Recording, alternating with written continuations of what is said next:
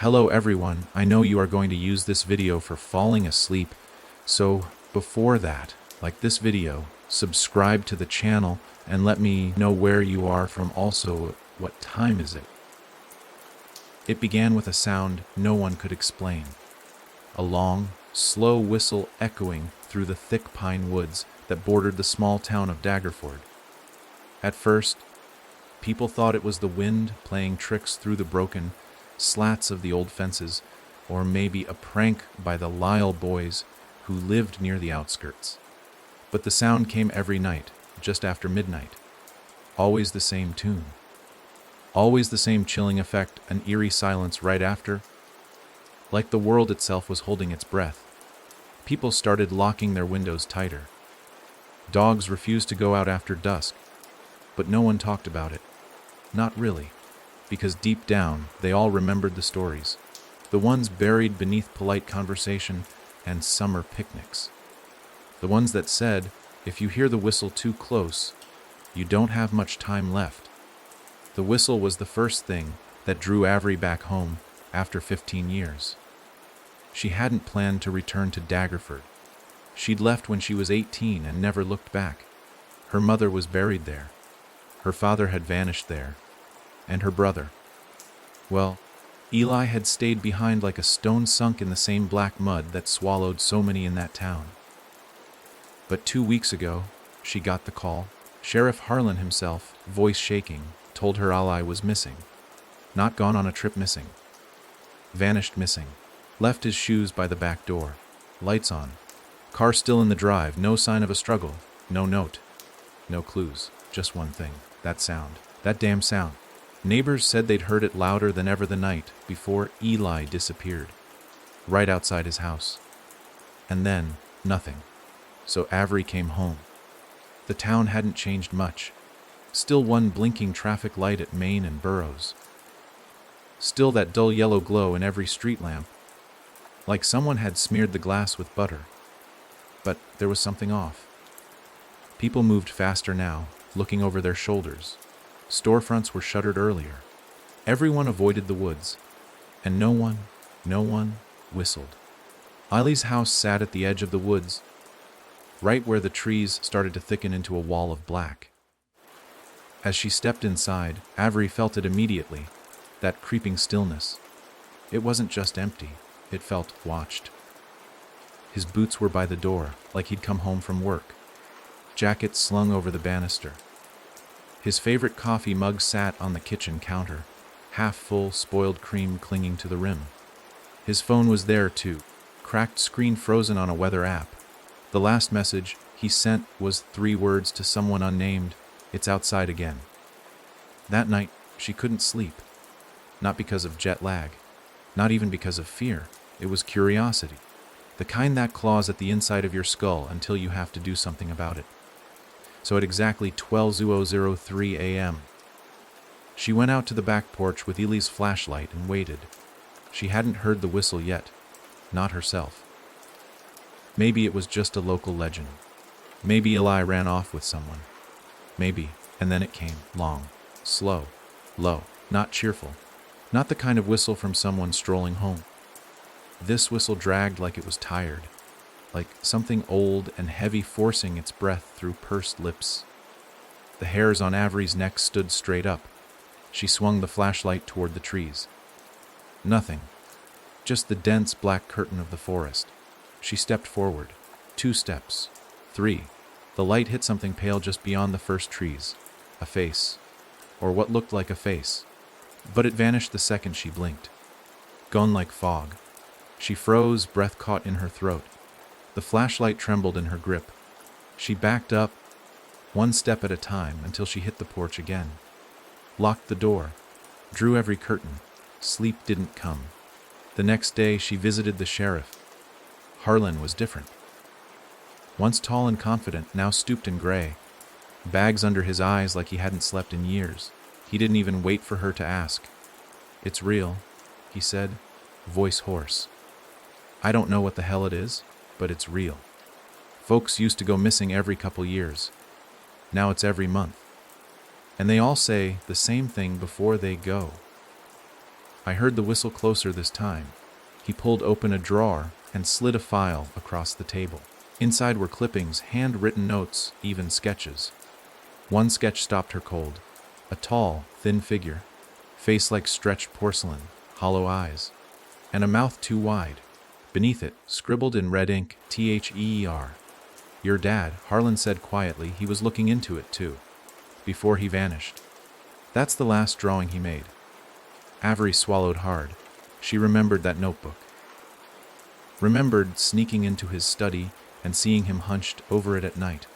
He always said he was working on something important. He just never said what. There was something else in the file too, a map. Her father had marked dozens of red X's across the area, all along the forest's edge, and one right in the center, a place labeled in his handwriting Black Hollow. No one had spoken that name in years. It was an old tale, older than the town itself. A natural sinkhole deep in the woods where animals avoided and birds never flew over. Locals called it cursed. Kids dared each other to go near it. Most didn't. The ones who did, well, some didn't come back. That night, Avery sat in Eli's room, going through his journals. He'd been obsessed, just like their father. Sketches, notes, audio recordings. He'd caught the whistle once, faint but real. Time-stamped, location marked. Then, tucked into the back of the notebook, she found a page he'd torn and hidden. I saw it. It's not human. It knows I see it. It waits. It mimics. It learns. Beneath that, in shaky letters, if I go missing, follow the whistle. But don't look it in the face. Her hands trembled. What kind of thing mimics? What kind of thing learns? She barely slept. Every creak in the house sounded like breath. Every rustle of leaves outside made her flinch. And when the whistle came again, closer this time, she didn't dare go to the window. But then came a knock. 3 soft taps. Front door. She checked the clock. 12:47 a.m. Who would knock at that hour? She stepped to the window and looked through the peephole. Nothing. No one. Just the porch. Empty. Another knock. Louder this time. Then a voice. Avery, it's me. Her blood ran cold. It was Eli's voice. She hadn't heard it in weeks, but she'd know it anywhere. Same drawl, same softness. Avery, I'm cold. Let me in. She backed away. It couldn't be. It couldn't. He was gone. Missing. Possibly worse. And then, you saw it too, didn't you? In the trees. You know I'm not lying. It wasn't just that the voice was his. It was too perfect. Too exact. No hesitation, no breath, no cracks in the pitch. Like a recording. Her hand hovered over the doorknob. Then came the third knock. Louder. Like it knew she was listening. Like it was getting impatient. She didn't open it. Couldn't. The next morning, there were no footprints on the porch. No sign anyone had been there. But on the window, written in the condensation, were 5 letters swollen. Now she knew what took her father. Now she knew what had Eileen. And now it knew her name. The question wasn't what it was anymore. The question was how much time did she have left? The whistle came again that night. Closer. Longer. And something new echoed after it, barely above a whisper. It sounded like her own voice. Whistling back. The sun rose behind a veil of storm, gray clouds, casting a dim light that barely touched the ground. Daggerford looked bleached, as though the night had drained all the color from the town. Avery didn't remember it ever being this quiet. Not even after her father disappeared. There was always some hint of life. Lawnmowers buzzing, dogs barking, kids yelling down the street. Now it felt like the town was holding its breath, waiting for something to happen. Or maybe dreading what already had. She didn't open the front door until well past noon. A sliver of light spilled onto the porch, revealing only dead leaves and an untouched doormat. No message, no footprints. No sign of anything out of place. Except there was something, just out of view, tucked under the wooden railing. She leaned down slowly, careful not to step off the porch. A folded sheet of paper, yellowed and damp around the edges. Her name was scrawled across the front. She took it inside, set it on the kitchen table, and opened it with shaking fingers. The handwriting wasn't Eli's. "You're awake now." "That's good. We need watchers." There was no signature. Just a sketch at the bottom, an eye, wide open, with a single vertical slit instead of a pupil. She'd seen that symbol once before, etched into a tree near their childhood hideout in the woods. Eli had shown it to her, said it gave him nightmares. They joked about it back then, called it the forest's eye. But now it wasn't funny. Now it was following her. Avery didn't go to the sheriff. Not this time. Something told her Harlan already knew more than he'd said. And besides, she didn't trust anyone in town anymore. Not when something could mimic voices so perfectly. Not when it stood outside your home in the middle of the night, pretending to be your missing brother. Instead, she drove out to the old high school library. It hadn't been updated in decades, and that's what she needed. Something old. Something the internet wouldn't have, something locals wouldn't talk about. The librarian, Mrs. Penham, barely looked up when she walked in. That suited her just fine. Avery went straight to the town history section, pulling dust-covered volumes from shelves that groaned under their own weight. She skimmed through land records, early settler journals, and obscure county archives until one passage caught her eye. It was from a diary, dated 1837. A man named Silas Ketteridge had written about the thing that speaks with a borrowed tongue. According to him, several people from the settlement had disappeared after hearing their own voices calling from the trees. He wrote of a deep hollow where light won't touch and a warning never whistle back. She slammed the book shut, breath caught in her throat. That phrase, it matched Ellie's notebook exactly. Someone else had known. Someone from almost 2 centuries ago. When she looked up, Mrs. Penham was standing near the end of the aisle, watching her with a strange intensity. Avery froze, caught between suspicion and guilt, until the old woman finally spoke. "You heard it, didn't you?" she asked, voice dry as paper. Avery didn't answer, but she didn't have to. "I did too. When I was your age," Mrs. Penham said, "it tried to take my sister. Took her voice instead. She hasn't spoken a word since." She reached into her pocket and held out something. A tiny bone, no longer than a toothpick, wrapped in red thread. "Keep this," she said. "If you hear your name from the woods again, bite down hard. Don't let it speak through you." Avery didn't understand. Not really, but she took it. Something in the woman's eyes said she wasn't lying, and right now, truth was in short supply. Later that night, Avery couldn't stop thinking about the phrase "never whistle back." She remembered the night before, how something had echoed her whistle. But had she really whistled first? She didn't think so. Maybe she had. Maybe that's why the thing was getting closer. She tried to sleep but gave up after an hour of tossing and turning. Around 2 a.m., she walked down the hallway to Eli's room. It still smelled faintly of him. Pine shampoo, old books, dust. She flipped through his notes again, scanning for something she might have missed. And that's when she found the tape recorder tucked behind the bookshelf. It was old, analog, with a cracked label, "Don't play after dark." Her fingers hovered over the play button. Something told her to wait. Something else told her it might be the only clue she had left. She pressed it. There was static at first. Then Eli's voice hurried, scared. "If you're hearing this, I probably didn't make it. I don't know what this thing is, but it's not just watching anymore. It learns. It remembers. I tried to trap it on tape. Just listen." There was a long pause, then a sound like dry leaves crunching underfoot. Then came the whistle. Only this time, it was different. It started high and friendly, like a normal tune.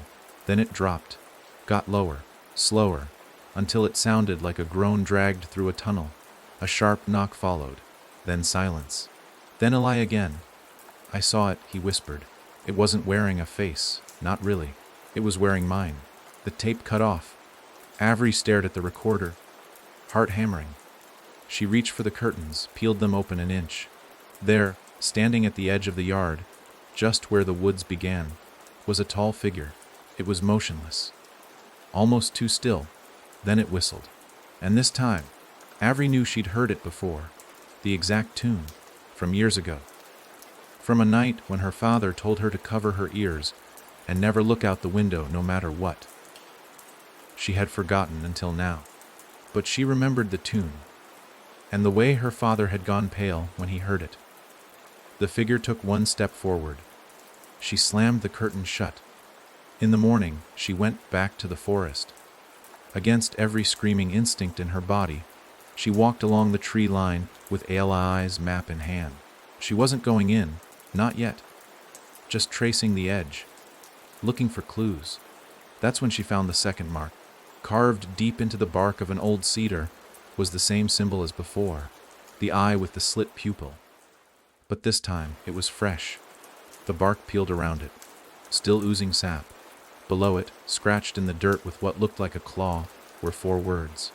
You loked tiu alone. She backed away fast, breath catching. Something was tracking her. Not just watching, tracking. She ran to the truck, sped back home, and locked every door and window. That night, there was no whistle, no knock. But when she checked her voicemail the next morning, there was a message. No number, just silence. Then her own voice whispered, "Why did you run?" She dropped the phone. It cracked against the floor. The mimic wasn't just copying voices. It was learning her voice now. Every step she took, it was getting closer. And somewhere, in the middle of that dark, forgotten forest, it was waiting. The phone stayed where it had fallen on the floor, cracked screen staring blankly upward like it had died with the message. Avery hadn't touched it in hours. Couldn't bring herself to. Hearing her own voice, whispering through a dead line, had scraped something raw inside her. She wasn't sure what scared her more, that it was learning her voice, or that she hadn't said those words at all. It was starting to get inside. Not physically, not yet, but it was pushing, nudging against her thoughts, creeping into the empty spaces in her mind when she was alone. She could feel it in the way silence clung to her like static. The air felt off, like the pressure dropped just before a storm, except no clouds ever came. Just that stillness, that waiting. She spent the morning tearing through Eli's notebooks again, looking for patterns. The red X on his map, the journal entries, the symbols. She drew them all onto a fresh sheet, copied the locations, added dates. A pattern started to take shape, one she hadn't noticed before. All the disappearances happened in a circle, almost perfect. Like the woods were wrapping something in the center, like everything was spiraling toward one place. Black Hollow. The name alone made her stomach twist. She remembered stories from when they were kids. Dares to spend the night there. Bets that always ended in someone backing out. It was never just about the sinkhole. It was the things that came after. Kids would return pale, confused, sometimes bruised. They always claimed they didn't remember what happened. One boy came back with a mouth full of blood and wouldn't speak for a month. Another never came back at all. Eli had circled that spot on his map in red. He'd written one word beside it, origin. By early afternoon, Avery had packed a bag. Flashlight, rope, a flare gun she found in Eli's shed, and a recorder with a fresh tape. She didn't know what she was doing, only that she had to do something. Waiting wasn't working. Hiding wasn't helping. Whatever this thing was, it was getting closer. She felt it every time the whistle echoed at night. She parked a quarter-mile from the trailhead that led to Black Hollow. The woods were thick, humid, and wrong in a way that defied description. The trees leaned in strange directions, as if pulled toward something buried deep underground. The birds didn't sing. The wind didn't move. It was like the forest had stopped breathing. As she stepped onto the trail, the smell hit her first. Damp moss, rotting wood, something sweet but foul beneath it all. She moved carefully, one hand on the flashlight even though the sun was still up. Her boots crunched twigs, but the sound didn't travel. It felt swallowed, like the trees didn't want her noise here. Halfway in, she spotted the first sign. A shirt, torn in half, buried beneath leaves. It was pale blue, stained with mud and something darker. She recognized it immediately. Eli's. He had a photo wearing it last Christmas. It was the same shirt he'd been wearing the night he vanished. She dropped to one knee, brushed it off, and saw more scratches in the dirt. Not from animals, these were long, deep grooves, claw marks, or fingers. Too many fingers. She turned back toward the trail. And that's when she saw the tree. It wasn't taller than the others. Wasn't wider or more dead, but it had a mark carved deep into the trunk. The eye, bigger than before, more detailed, and something inside the carving moved. At first, she thought it was a trick of light. Then it blinked. She stumbled back, heart slamming, hand fumbling for the flare gun. But nothing else happened. The eye didn't blink again, didn't move, just stared, and then came the sound. Not the whistle, a whisper. So quiet it might have been leaves brushing together. Except it wasn't leaves, it was a voice. "Come closer, let me see you," Avery bolted. She didn't run back to the car. She went forward, deeper. Something in her snapped, and it wasn't courage. It was rage. If this thing thought it could mimic her brother, wear her voice, tear apart her life, and get away with it, then she'd drag it into the light. After 20 more minutes of climbing roots and ducking branches, she found the hollow. It wasn't much to look at. A depression in the ground, maybe 10 feet across, ringed by jagged stones and gnarled trees. But the light didn't touch it. Even with the sun above, the pit was filled with shadow so thick it looked like water, and it made no sound. No wind. No birds, not even her own breath seemed to echo near it. Avery stood at the edge and looked down. The darkness inside shimmered, as if alive. She raised the recorder and hit record. This is Avery Gray. Location, Black Hollow. Time is 4:26 p.m. I found the spot. If I don't make it out, someone needs to. She stopped. A sound had risen from the pit. Not a whisper. Not a voice. Breathing. Slow, steady, and not her own. She aimed the flashlight down and saw movement. Not fast. Not sudden. A slow rise, like something enormous just beneath the surface, starting to wake. Then it spoke, but not in a stranger's voice. In hers. "Help me, please, I'm down here." It was perfect. Same pitch, same tremble. Same hesitation she'd had on her first night back in town. It had recorded her. And now it was using her voice like a puppet's string. "Don't leave me down here." She backed away, but something in the ground snapped. A root, a stone. Her foot slipped. She fell. Not far, just to her knees, but her hand hit something cold. It was a jawbone.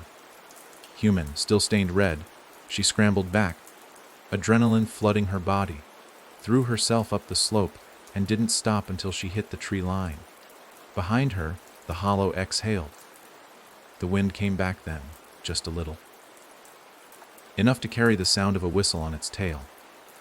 But it wasn't coming from the pit anymore. It was coming from the trees, all around her.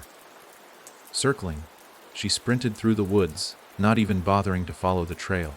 Branches cut her face, roots caught her ankles, but she didn't slow down until the forest thinned and the fading light of day broke through.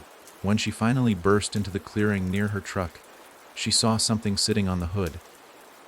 It was her, or it looked like her. Same clothes, same hair, same eyes, but wrong. Too still, too calm, and it didn't blink. She raised the flare gun with shaking hands. The thing smiled and whistled. Then it was gone. Just gone, like smoke caught in a gust of wind. Avery stood there for what felt like hours, trying to catch her breath. Her knees buckled. She sat on the dirt, heart thundering, eyes locked on the place her copy had stood. It knew her now. Every detail, every breath, every thought she whispered in fear. And it wasn't just coming after her anymore. It was becoming her. When she got back to the house, a new message waited on her phone. This time no voice, just the whistle.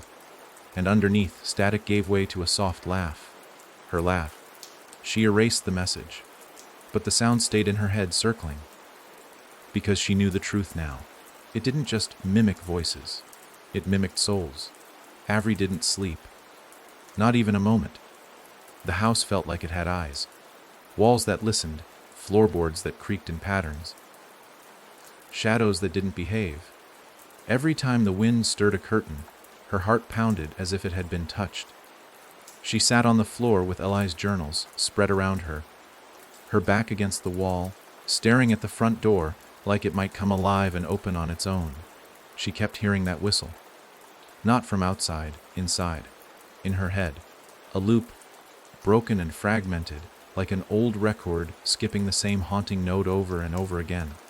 Her own voice, her own laugh, now belonged to something else. It had worn her face like a mask. And now it wasn't just trying to lure her. It was trying to replace her. As the first traces of dawn bled through the windows, she started noticing something stranger. The woods around the house had changed. Trees that weren't there yesterday now leaned near the property, their trunks bowed like they were eavesdropping. The leaves didn't rustle. They shifted as if breathing in sync with something deeper. And just beyond the fence line, the outline of a figure stood still, watching. She didn't go outside. Instead, she started going through her father's things, hunting for anything she may have missed before. He used to keep a locked drawer in his old desk, one that she had never opened even as a child. Eli hadn't forced it either. It still had dust on the handle. She pried it open with a crowbar and found a single item inside a weathered leather-bound journal.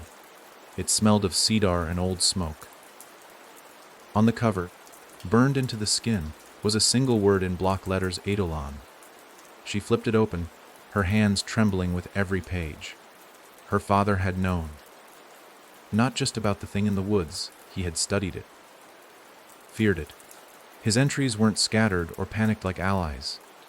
They were methodical. Observations written over years. The earliest was dated 2 months before he vanished.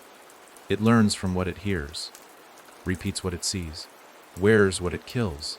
The pages that followed read like madness written with surgical focus. He described rituals, barriers of ash and iron filings, blood markings on thresholds, and the importance of silence. The thing, whatever it was, didn't just hear sounds.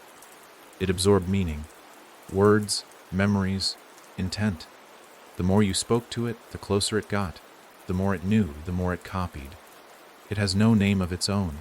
It needs yours. Do not give it. Avery slammed the book shut, bile rising in her throat. She had done all of it wrong. Spoken too much. Listened too long. Whistled back. Worse, she had said her own name, out loud, again and again. It knew her, and that meant it could be her. She turned the journal over in her lap, and a folded piece of paper fell out. It was a hand-drawn map, different from Eli's. This one didn't show landmarks or roads. Just symbols, trees, circles, X, lines drawn between them like a spider's web. But one part was written in red ink, circled over and over again. The nest. Her father had underlined it several times, accompanied by one chilling note, "Do not go alone. It remembers the ones who look." She had no one to bring, but she had to go. Before she could lose her nerve, she packed the journal, a bag of supplies, and one final thing. Eli's recorder, still loaded with that nightmarish tape. If the thing mimicked sounds, maybe sound could confuse it, distract it. She didn't know. She wasn't trying to be clever anymore. She was trying to survive.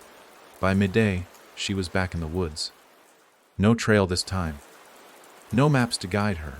Just instinct and that cursed journal. The deeper she went, the more warped the forest became. Trees grew too close together, their trunks twisted as if turning away from something.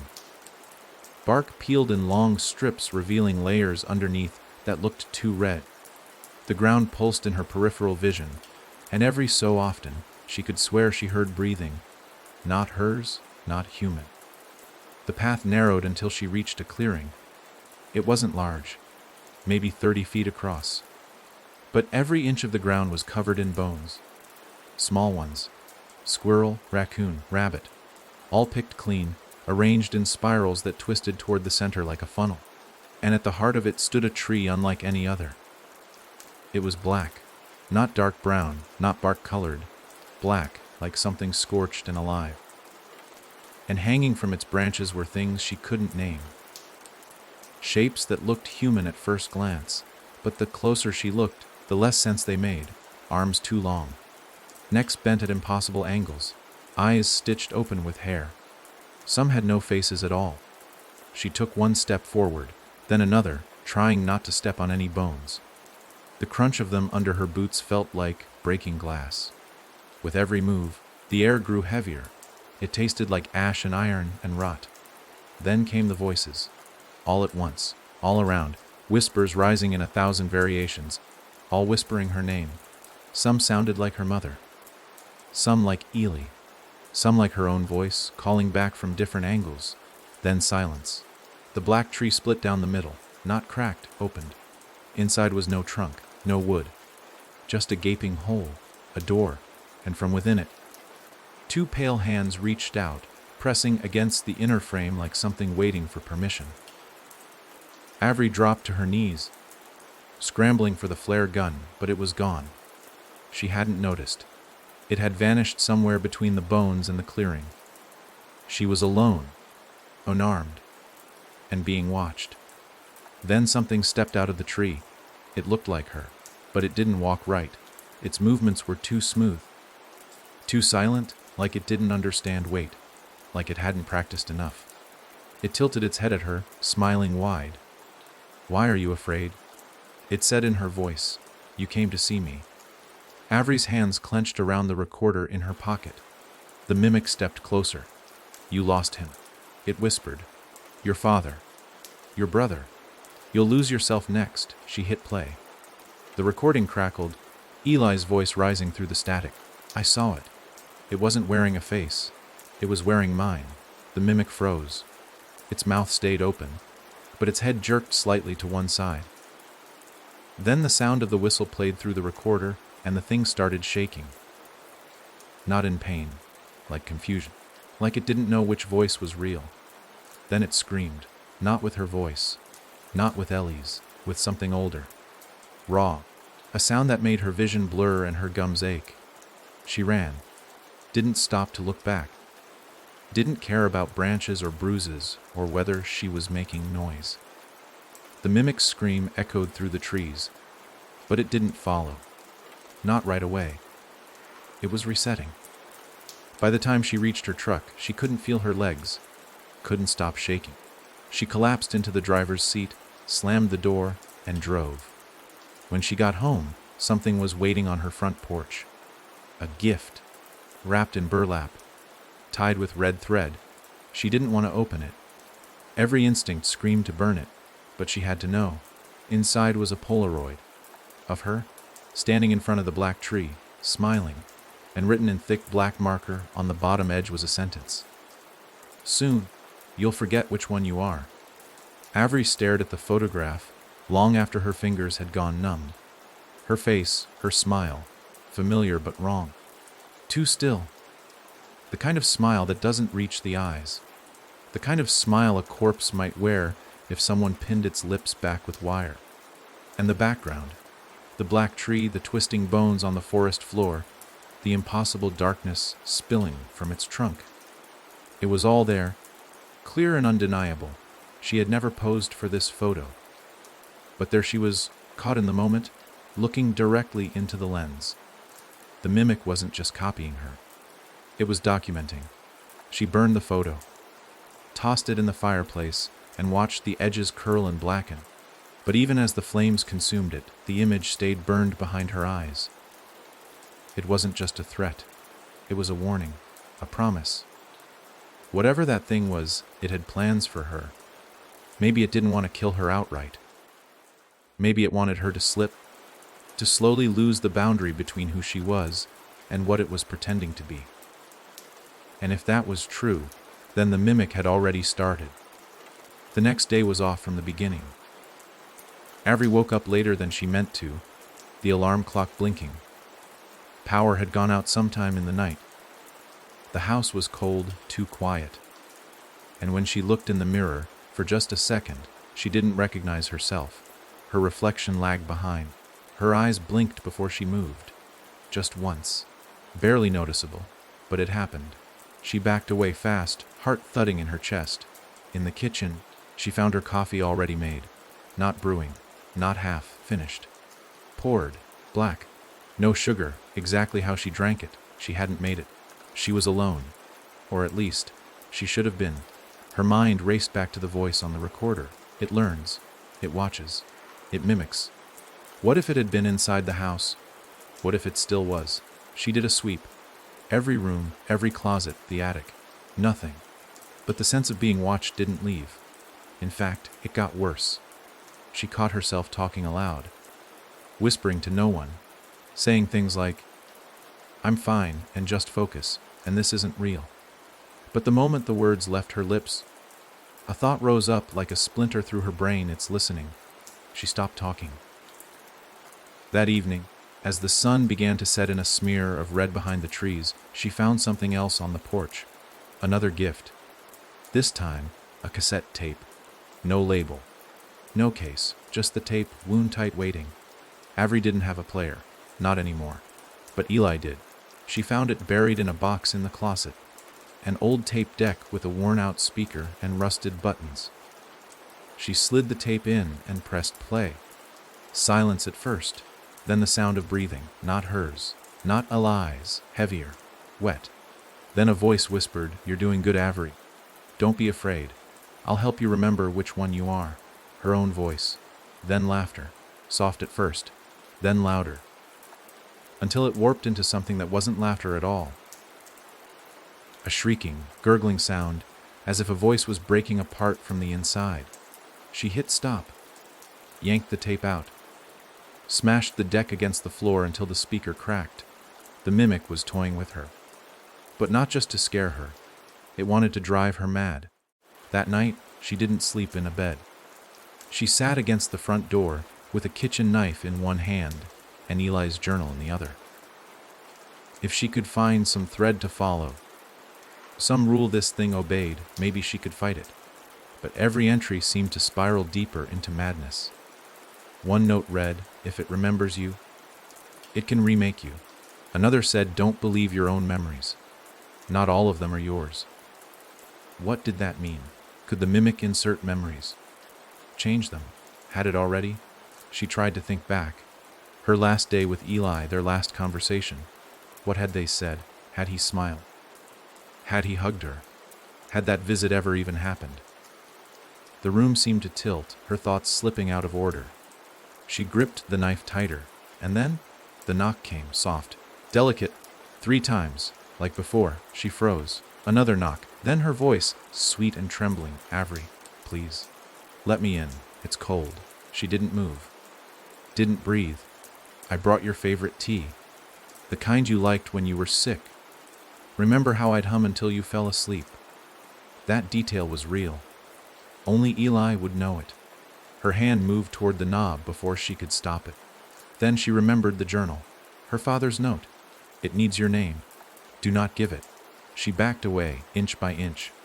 "I'm scared," the voice whispered. "I don't know where I am. Please, it hurts." Avery gritted her teeth, silent, still. Then came a new voice, her father's. "Baby girl, open up. You don't have to do this alone." The mimic had taken him too. It knew every tone, every word, every emotional hook. It was playing a symphony with her grief. She covered her ears and hummed. Loud, broken, tuneless, just enough to drown it out. The voices faded, but the whistle returned. Closer than ever. She thought it was outside, until she heard it from the kitchen. Her breath caught. She turned, and standing in the hallway was her own reflection, smiling.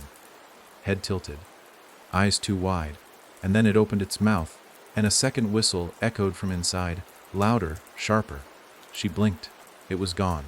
She didn't sleep. At dawn, she drove, not to the sheriff, not to the church, not to anyone she trusted. There was no one left to trust. She drove to the place that had been circled most on Eli's map. A single house in the far north woods. No roads led to it now. The land around it had been swallowed by forest decades ago. But according to Eli's notes, an old woman had once lived there. The only one who ever returned from Black Hollow twice. Her name was Maggie Hennings. Locals used to call her the one who remembered. Avery reached the tree line by afternoon, parked the truck, and began the hike.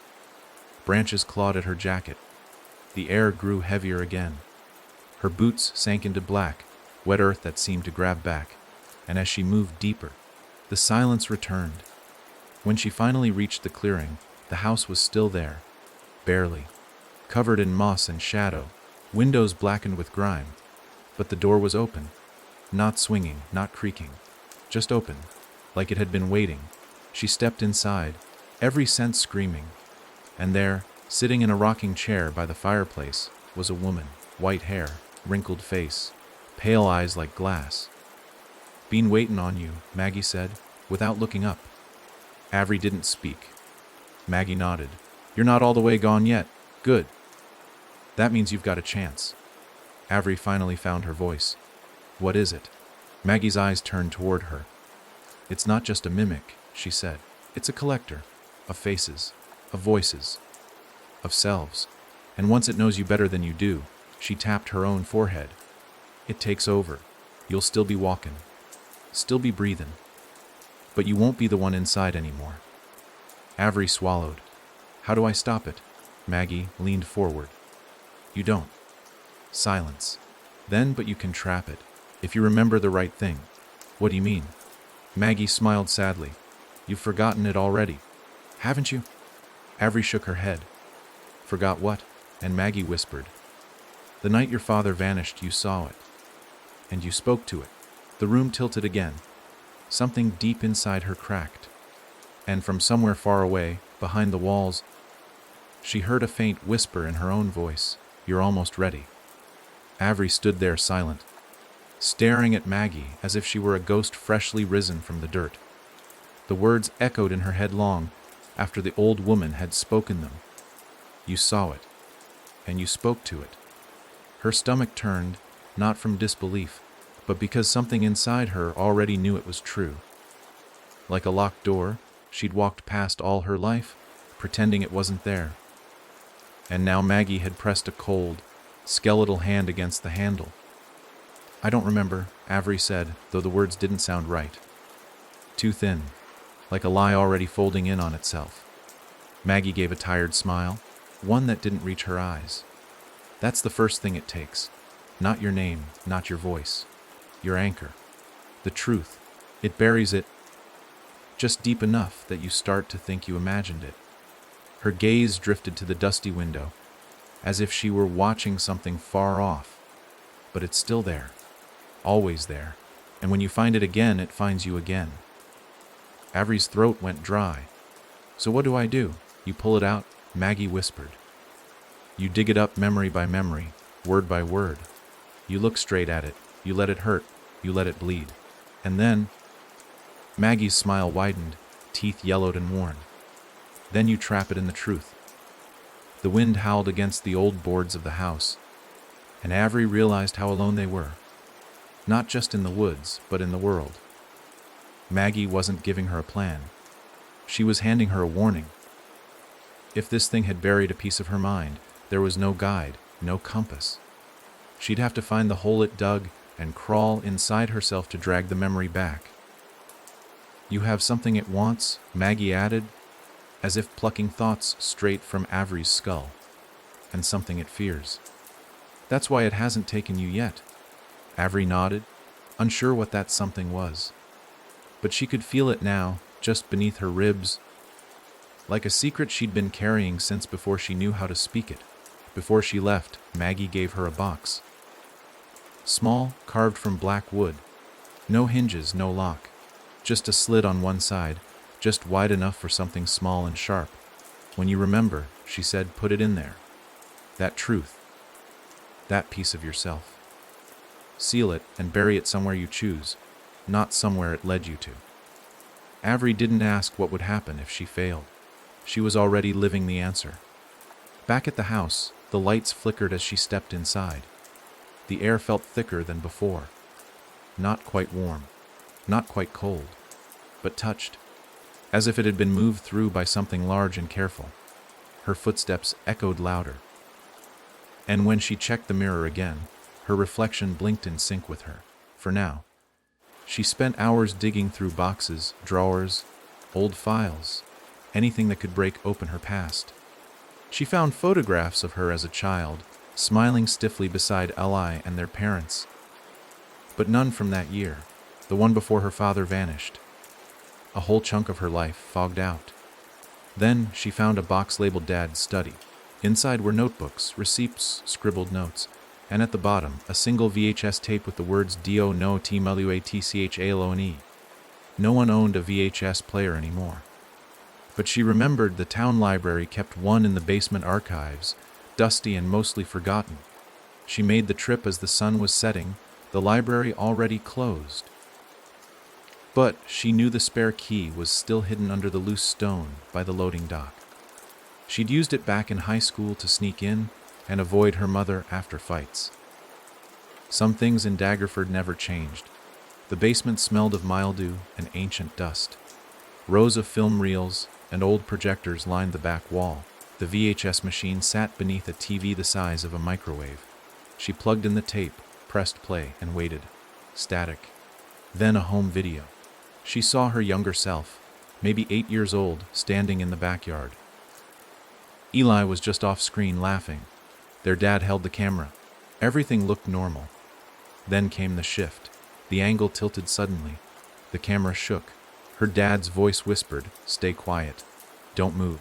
The image went still. The camera zoomed toward the tree line, and there it was. Tall, pale, half hidden by shadows, watching. Then the camera dropped. The screen went dark. But the audio continued, rustling, breathing, a single whisper. "Avery, look at me." Her own voice responded, younger, trembling. "Who are you?" Then came the answer. Soft, patient. "You." She hit stop. Her hands were shaking too hard to rewind. It had spoken to her, back then. And she had looked. The scream that rose in her throat now didn't escape. It sat behind her teeth, heavy and sour. The memory wasn't gone. It had been buried, just like Maggie said. And now that she'd uncovered it, everything around her felt like it was watching again. She drove home fast, paranoid of every tree on the side of the road, every shadow that shifted between the beams of her headlights. When she got to the house, she locked the doors and dropped the box on the table. She needed something solid, something real. She needed proof of the memory. She returned to the old home videos her dad used to keep. Dozens of tapes, some blank, some labeled by year. She found the one from her 8th birthday, played it, and there it was again.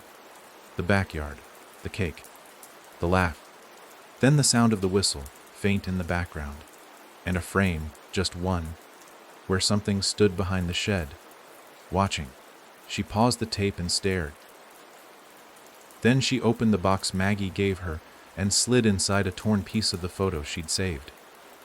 The one of herself smiling in front of the black tree. She sealed the slit with wax and set it on the windowsill. The air shifted. The mimic screamed. From somewhere deep in the woods, its voice rose, shrill and furious, not calling her name this time, just screaming. It had felt what she sealed. It had lost a piece of her. Avery stared into the trees as the sound faded into the wind. She had remembered, and now it knew she was remembering. Tomorrow, she would go back to the black tree, not to run, not to hide, to bring the rest of herself back, and end whatever it thought it was becoming. By morning, the screaming had stopped, but something in the house felt changed.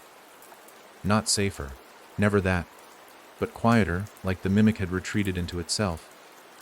Watching from a distance, Avery had slept for the first time in days, but the rest hadn't soothed her.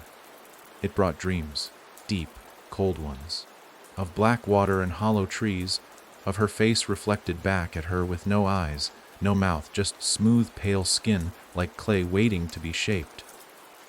And always, just before waking, came the voice. We're almost the same now.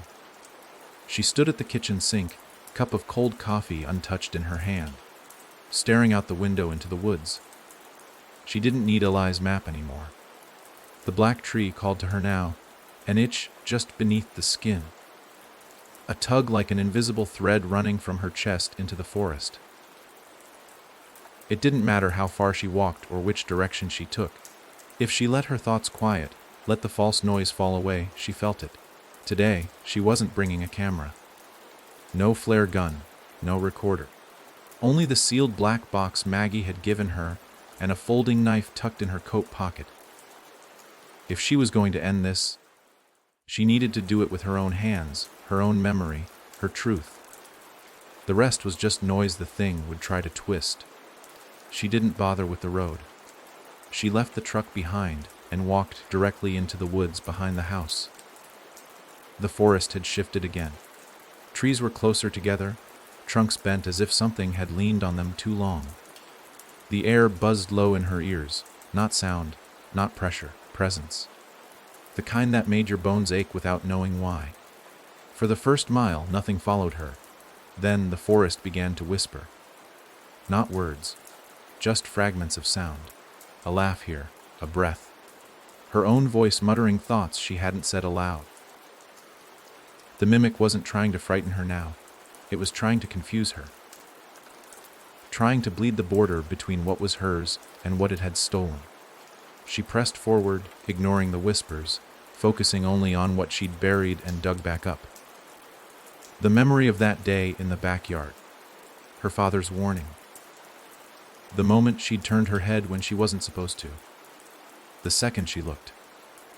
By the time she reached the hollow, the sun was high and pale behind a curtain of clouds.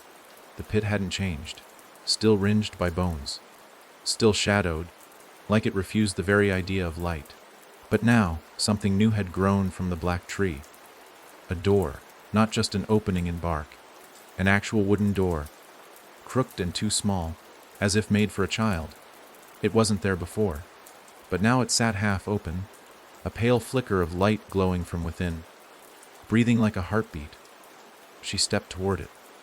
The whistle came then, louder than ever, echoing through the trees, not from one place but from all around.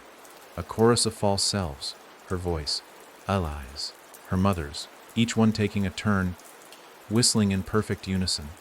Her hand reached into her pocket and gripped the black box tightly. Avery come home, one of them said. Her father's voice, cracked and warm. You've always been here, came another, in her own whisper. It's time to stop pretending. She didn't speak, didn't listen. She stepped into the tree. The space beyond the door wasn't a room. It wasn't a cave. It was a hole. A downward spiral of roots and flesh and stone.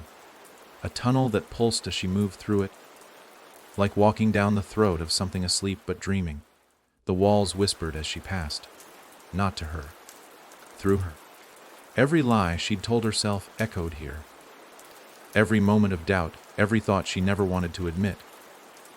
The mimic hadn't just watched her. It had crawled inside her guilt, nested in it. And now it was feeding on what made her herself. At the bottom of the path, she found the room, or what passed for one. No walls, just an endless space of hanging faces, hundreds, thousands, suspended in rows like dolls, all slack-jawed and open-eyed. Some were familiar, people from town, neighbors. Others she didn't know, but one row stopped her cold.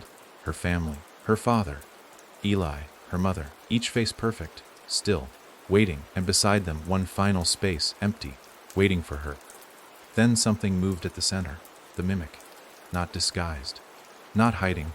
It stood tall and thin, covered in folds of loose skin, unfinished, like wet cloth over bone. It had no face of its own, not until it turned toward her, and her own face slid into place, her mouth, her nose, her eyes. But they didn't blink. It raised one arm, her arm, and reached toward the final slot. Avery took a step forward. No, she said.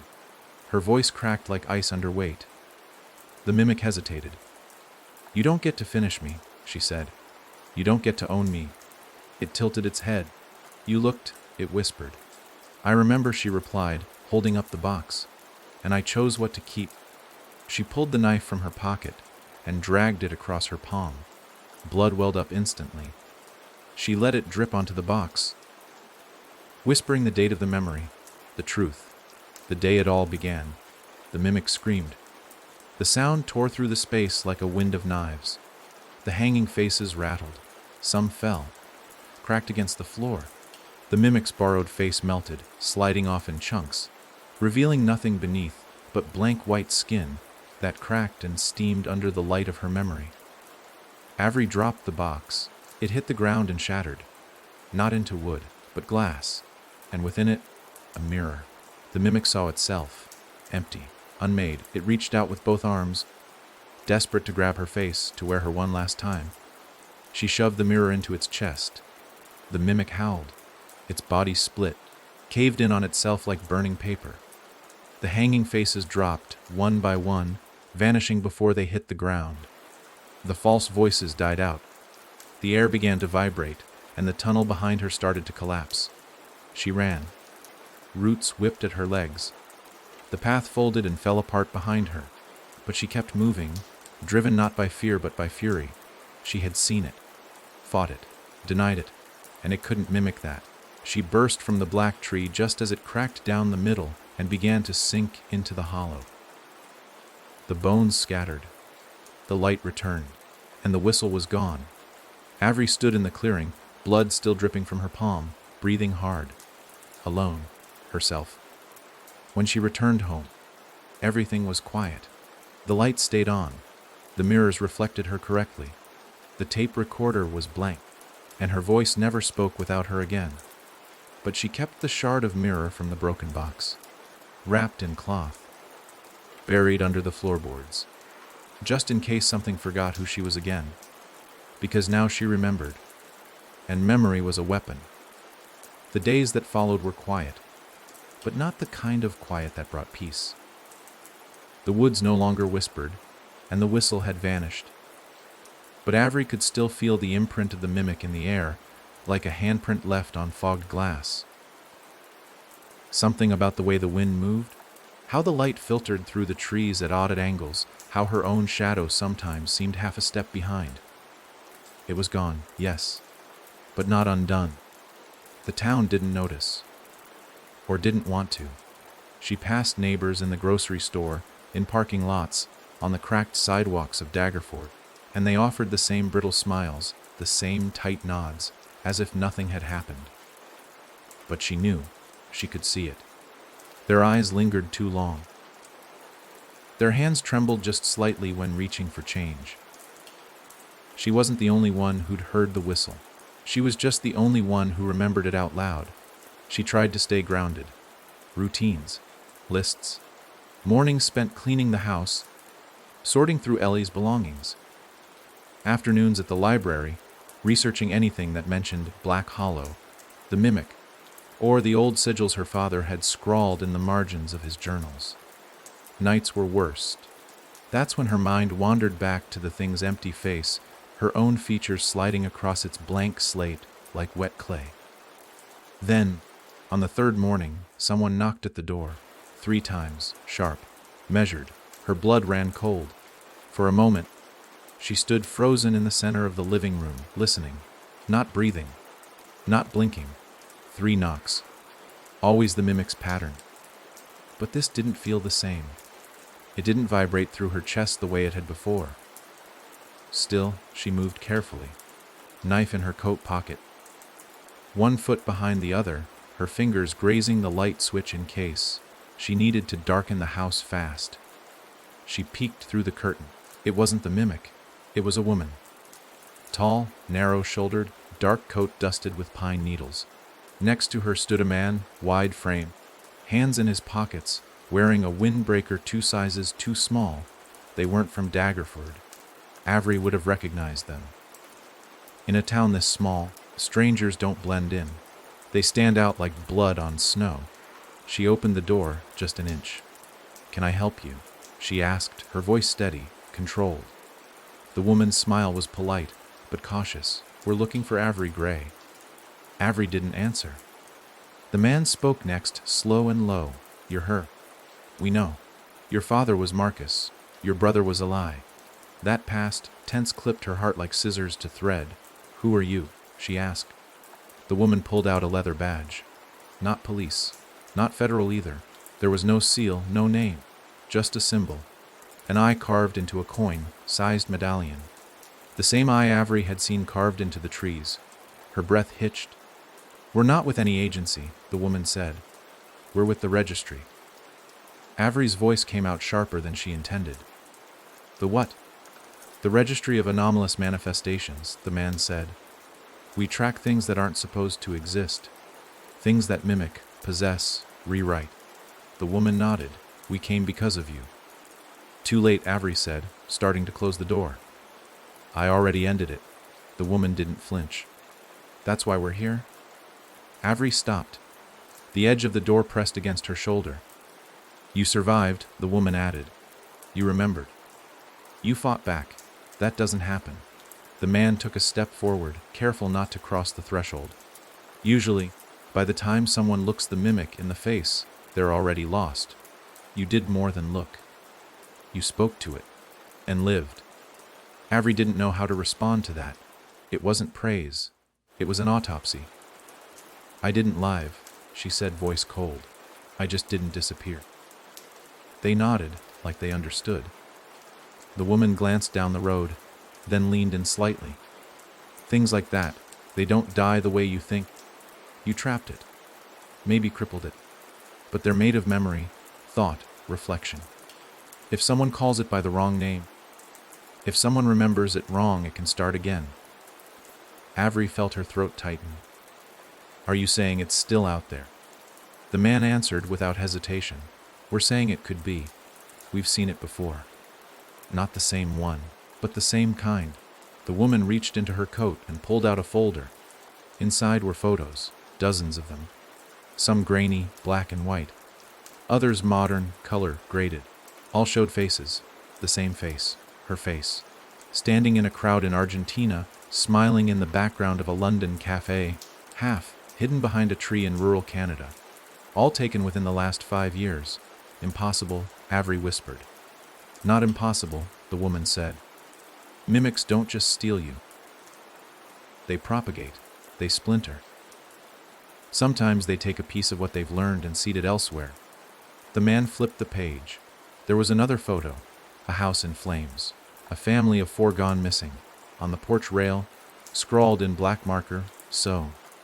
"We think you disrupted the route," the woman said.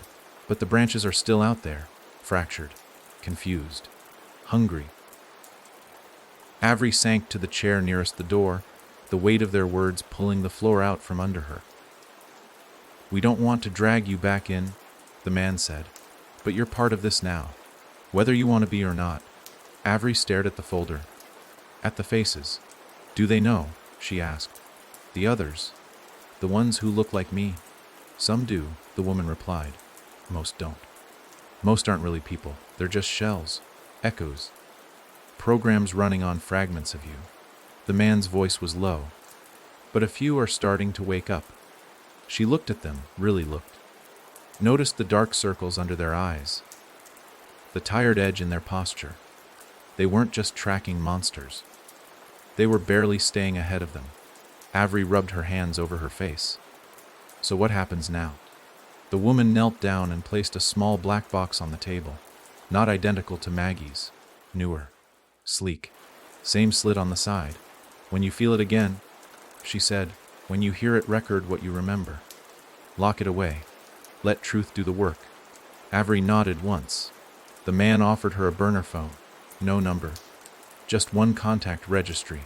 "We'll be nearby," he said. She didn't ask how they'd stay hidden. She already knew. As they left, she stood in the doorway, folder in hand, the box pressed tight to her chest. She wasn't done.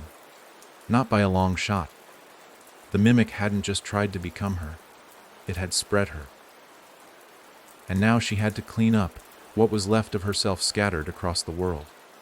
Avery stepped back inside and closed the door. This time, she didn't lock it. If it came back, it wouldn't find her waiting. She'd be hunting it first. Avery didn't leave town right away. She thought she would. Had even packed a bag the morning after the registry's visit. But something held her back. A gravity in her chest. like her bones were hooked to the soil. Daggerford wasn't safe, not exactly, but it was known. And that was rare now. The rest of the world, she suspected, held shadows wearing her face. She spent her days reading through the folder, photo after photo of strangers who looked like her. Most were grainy, taken from a distance. Surveillance, maybe, or amateur photography. But some were disturbingly intimate. One showed her sitting at a dinner table, surrounded by a smiling family she didn't recognize. Another had her boarding a train, a duffel slung over one shoulder, eyes vacant. Then there was the worst her, a version of her, standing on a rooftop in Berlin, staring directly into the camera. No smile, no expression, just an open mouth as if frozen mid-whistle. She didn't sleep well, and when she did, the dreams came back stronger. The black tree, the hollow, the sound of bones clicking into place like keys fitting a lock.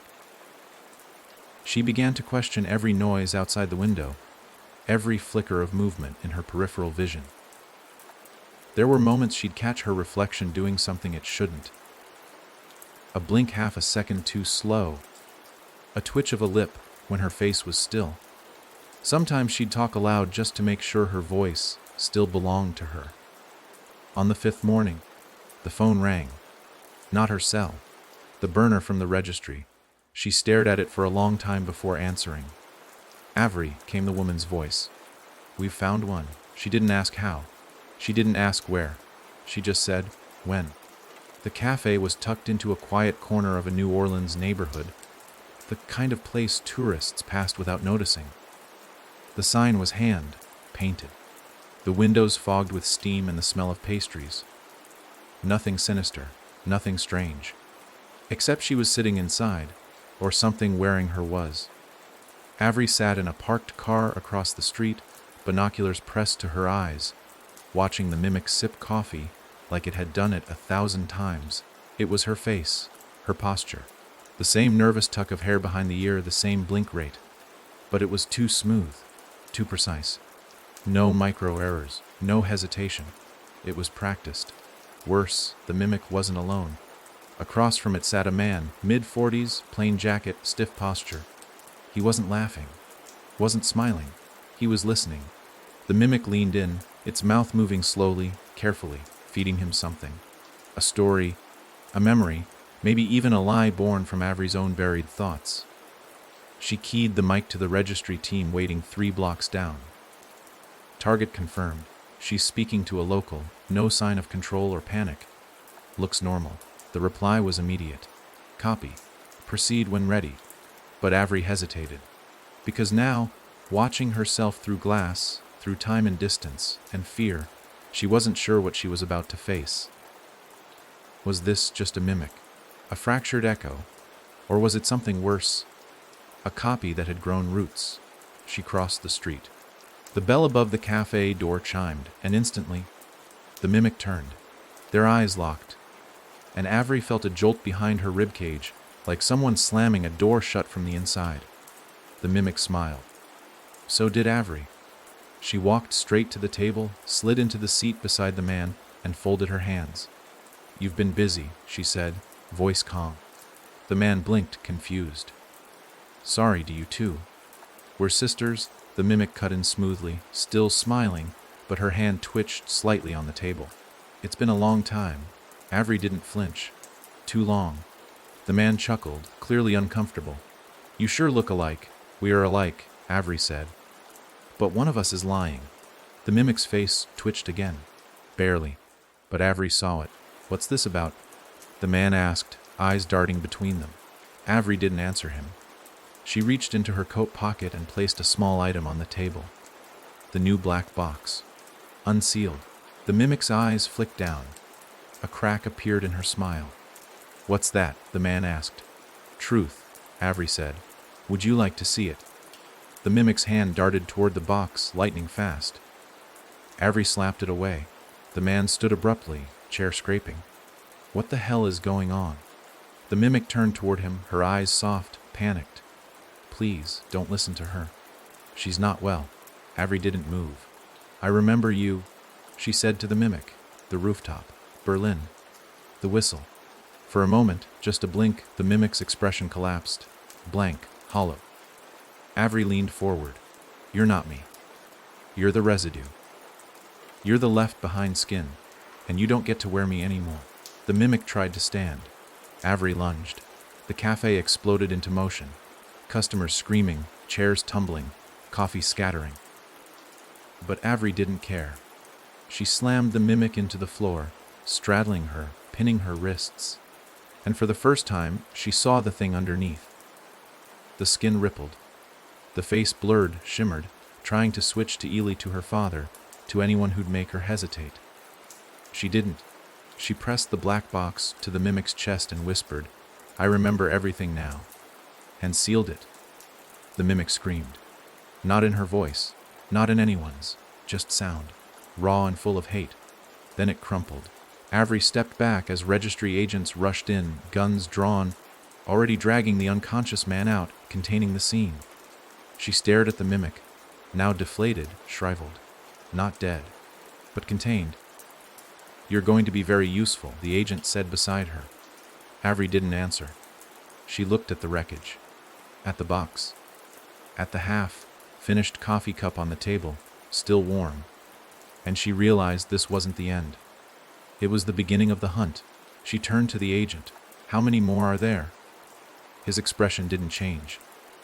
"More than you'd think." Avery picked up the box. "Then let's find them." The hunt had changed something in Avery, something permanent. She no longer saw herself as a survivor trying to rebuild. She was a hunter now, tracking versions of herself that had no right to exist. Each mimic wasn't just a copy. It was a threat, a wound left open. And Avery was learning that wounds like this didn't heal on their own. They had to be cauterized. The cafe incident had made headlines. Local news called it a mental breakdown. A woman attacking her twin. Some leaned into conspiracy. Clones, government experiments, the usual noise. The truth, of course, never made it past the registry's quiet edits. The mimic was stored in a deep containment unit, wrapped in silver, threaded restraints that shimmered unnaturally under artificial light. But it was only one branch, one shadow. The moment Avery sealed it, she felt the others stir, like a nest of spiders writhing in some unseen web, sensing when one of their number had been crushed. She was still trying to understand how they spread. Sometimes they drifted into new places, sometimes they just appeared, already embedded into lives, walking through someone else's memories like they owned them. That thought chilled her more than the faces they wore. The idea that someone, somewhere, might be living beside a mimic, eating with it, sleeping beside it, trusting it, and never knowing, until it was too late. A week later it happened again. This time it wasn't a photo or a file. It was her own voice, broadcasted. She got the call from the registry just after midnight. The voice on the other end wasn't the usual contact. This one was younger, panicked. "It's her," the voice said. "It's you." She was on the air, in Chicago. Avery sat up straight in bed. "Where?" "College radio station. Lev interview." The name she gave was yours, Avery Gray. She talked for 20 minutes about escaping the woods. Said she survived a cult in Louisiana. Then she started whistling on air. Avery's heart clenched. "Did anyone record it?" "Yeah," the agent replied, his voice low now. "But you should hear it for yourself." She was on a plane by morning. By the time she landed in Chicago, the registry had already secured the station. The building was a concrete block of outdated equipment and half-burnt incense sticks, left behind by whichever student DJ had been unlucky enough to book that interview. The girl who ran the soundboard that night hadn't been seen since. The studio was silent when Avery arrived. Too clean. The kind of clean that meant something had gone wrong. She sat in the control booth as they played the audio for her. The voice was unmistakably hers. "And when I came out of the hollow, I thought I was free. But freedom's funny, isn't it? You take the mask off, and underneath, you're just another face someone else used once." Then the whistle. Long, slow, cutting through the static. The mimic wasn't just pretending now, it was broadcasting, claiming her story, rewriting it, making her into its myth. What was the topic of the show? She asked the agent in the booth. He glanced at his clipboard. Paranormal trauma, survivors of cults, unexplainable phenomena, hauntings. It has a niche following. The girl booked the interview online, used an encrypted email. Everything's already been wiped.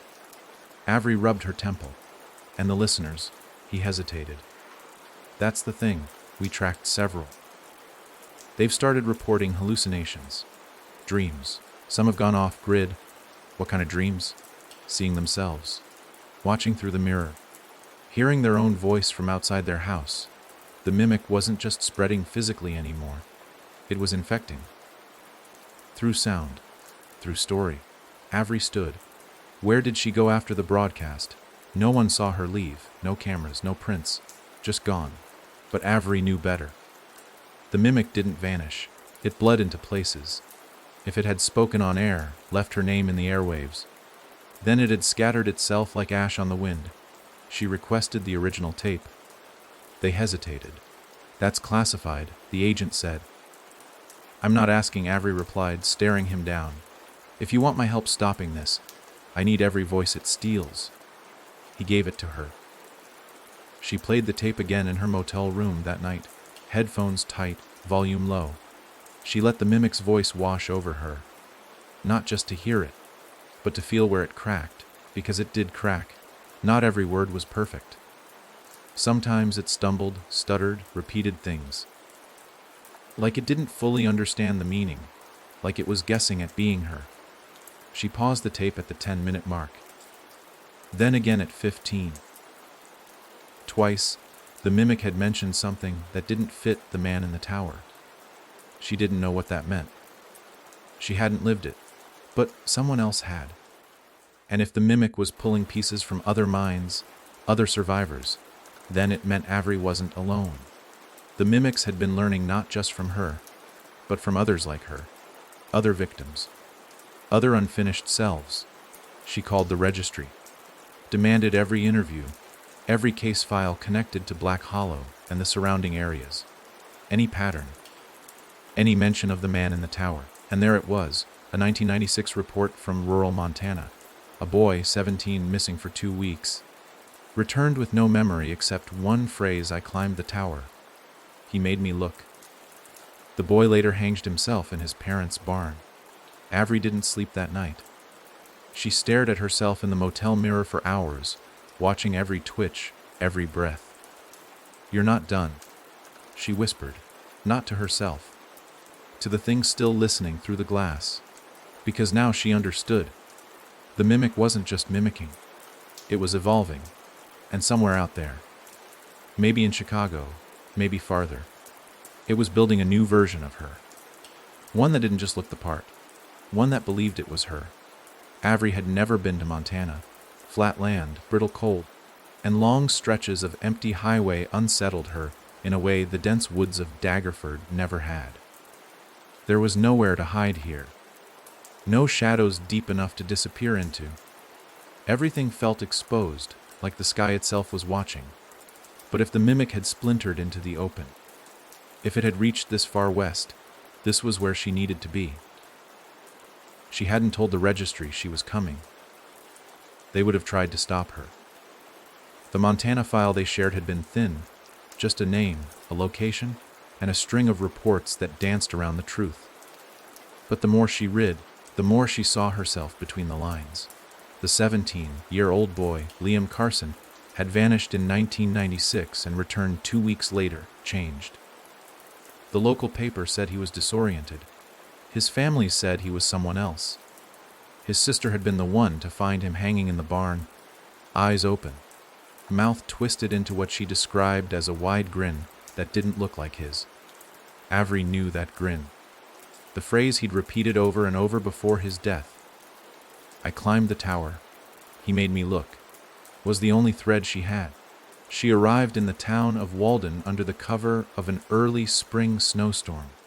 It wasn't a town so much as a crossroad with 3 buildings and a boarded-up gas station. Most of the homes nearby were weather, worn and half collapsed. It was the kind of place where people came to disappear or forget they ever existed. She checked into a motel with a rusted neon sign that just said "Sty." Half the letters didn't light up. The owner didn't ask for ID, just handed her a key and slid a laminated card across the counter that said, "Don't leave the lights off after dark." Inside her room, the heat sputtered through a vent like a sick breath. She set up the tape recorder and played the Chicago broadcast again. The mimic's voice crackled through the static, steady at first. Then the phrase, "He made me look." Avery slowed it down. She heard something in the background, a sound she hadn't noticed before. Not a voice, not a word. A bell, distant, hollow, ringing in threes. She replayed it 3 times before she was sure it wasn't part of the recording room ambience. It had been recorded somewhere else. Beneath the mimic's voice, beneath the studio walls. Something old was bleeding through. She left before dawn, following the only path leading north out of town. According to the county survey maps, she'd scrounged from the library archive. There used to be a fire tower about 12 miles into the hills, long abandoned, no longer listed on official trail routes. But Liam Carson had lived less than 2 miles from its base. Avery had a hunch he didn't just climb the tower. He was taken to it. The hike was brutal. The snow turned to slush and then to mud, clinging to her boots with every step. The air grew thicker as she climbed, and the trees, sparse at first, gathered into unnatural formations, leaning toward the same point in the sky like they were bowing. It took her 6 hours to find it. The fire tower rose from the earth like a skeletal monument, 30 feet tall, its wooden legs blackened with rot. The stairs creaked but held. She climbed slowly, every step echoing into the forest.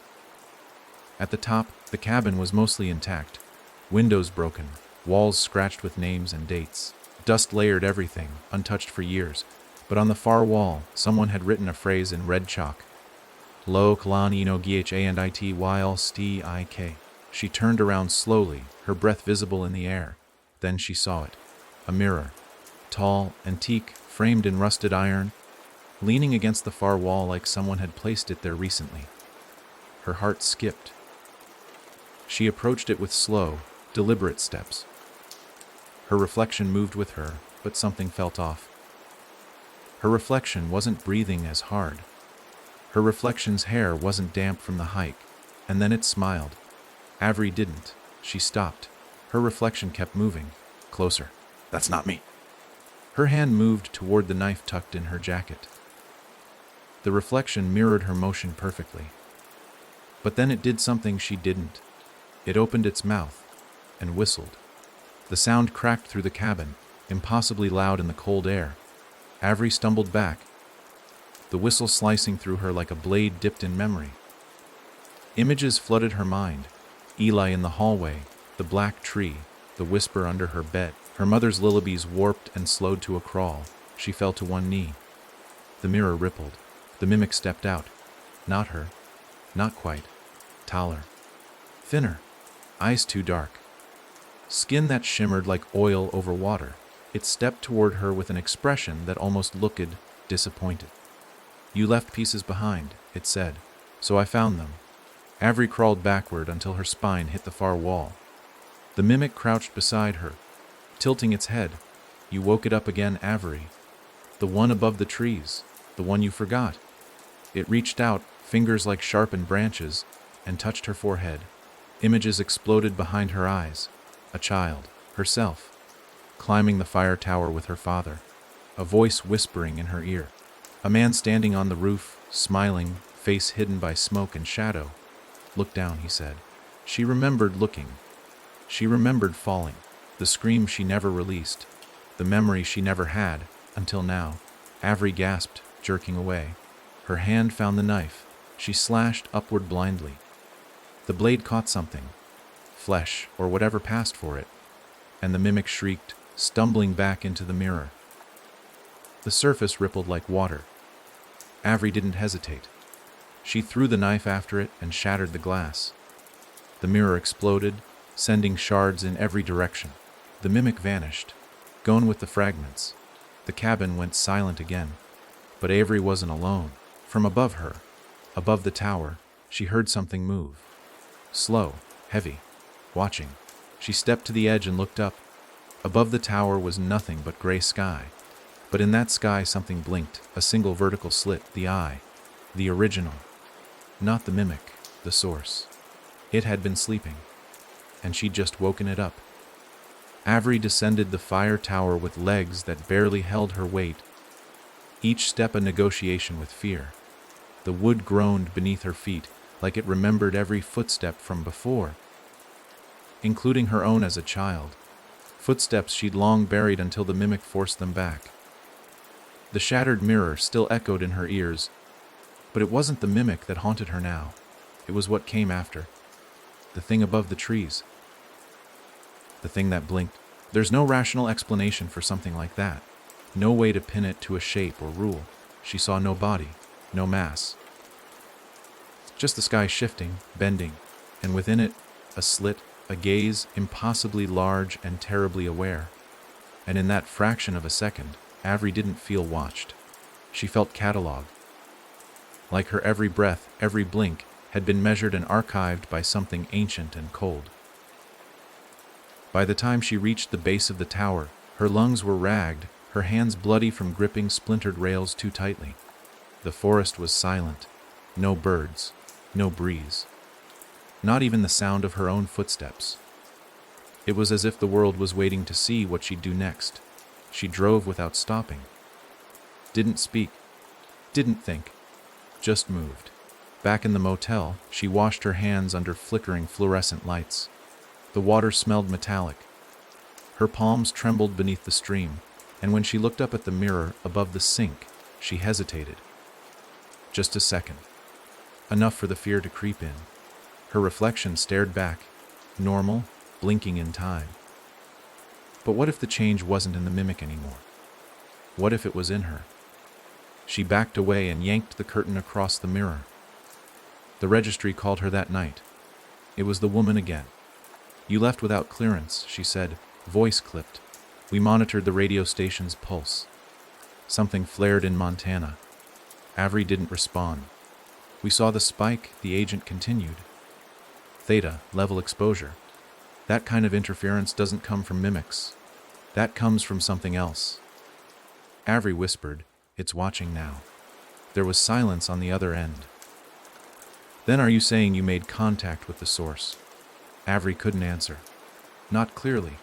Because it wasn't contact. It wasn't conversation.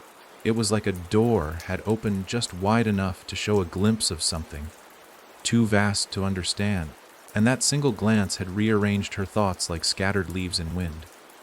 The woman sighed. "You need to come in. You've been compromised." Avery's jaw clenched. "Not yet. But if I don't do this now, if I stop to explain every step, it'll be too late. You're making this bigger than you can control." "No," Avery said, her voice like cracked glass. "It already is." She hung up. That night, she dreamed again. Not of the mimic, but of the eye. It hovered above her, filling the sky, never blinking. And beneath it, the black tree bloomed. Not just in the woods, but everywhere. Roots split through pavement, clawed up through living room floors, wrapped themselves around school buses and grocery stores and beds. Each root carried a face. Her face laughing, singing, screaming. When she woke, she couldn't move. Not sleep paralysis, not fear. Her body was listening.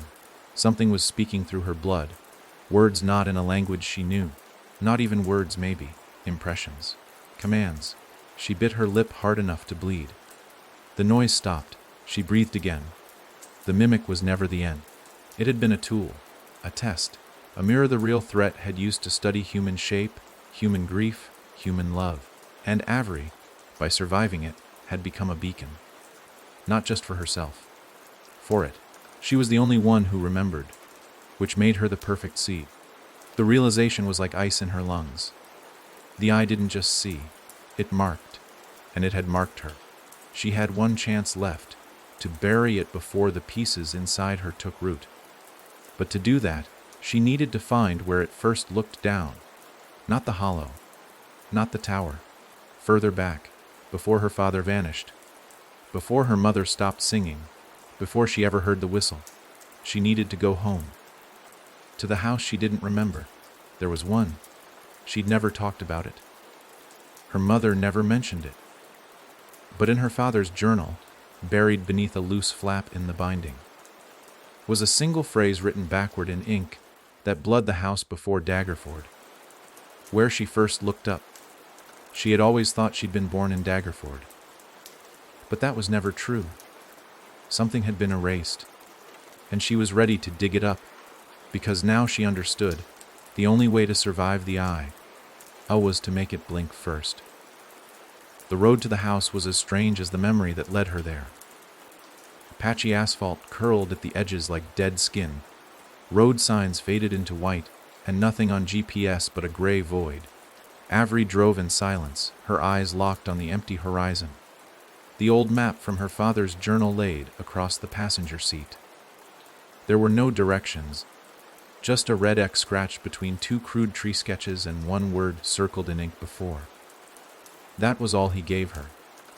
It wasn't on any registry, not in state records, not in her birth certificate. But as she drove into a stretch of nowhere forest, where even birds refused to sing, something deep inside her began to stir, a pressure behind her eyes like her skull was trying to push something out. A thought, a face, a scream she'd swallowed years ago.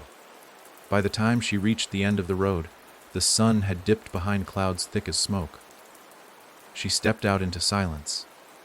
The forest was dense here, hunched, branches low like arms reaching toward the earth. And there, through a tangle of dead limbs and moss-covered fence posts, was the house. It was exactly as she had imagined it in her dreams, before she even knew to call them memories. 2 stories. White paint peeled to gray. A rusted swing swaying slightly in wind that didn't exist. Every window dark, every door shut. The whole place looked like it had been exhaled by the forest, forgotten by time, but somehow still waiting. Her legs moved without thought. Gravel crunched underfoot. She stopped at the gate, hand resting on a wooden post carved with a symbol she recognized now, the slit eye, upside down. A warning. She pushed the gate open and walked the path. No part of her hesitated. The front door creaked open at her touch. The smell hit her first, not rot but age. Old wood, dust, something sweet beneath it all, like dried flowers or decayed perfume. She stepped inside. The house welcomed her like a throat. Walls stretched into darkness. The air felt thick, like it had waited years for her breath to return. Photos lined the hall. None had faces, just shadows, silhouettes, places where faces should have been.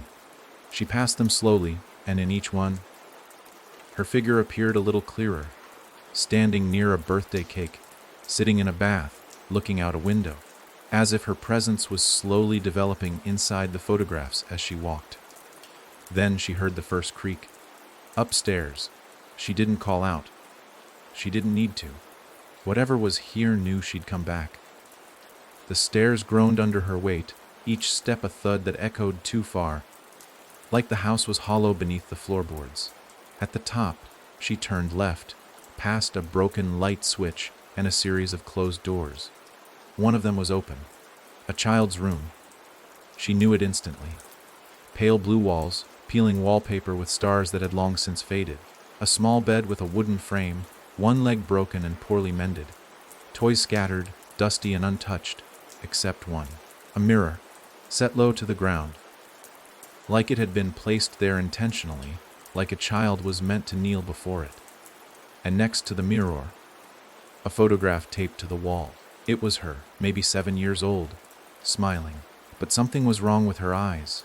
Too wide, too round, no irises, just 2 black wells.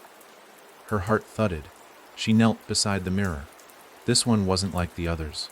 It wasn't reflective. It was dark, like a window into another room where the lights had long since been turned off.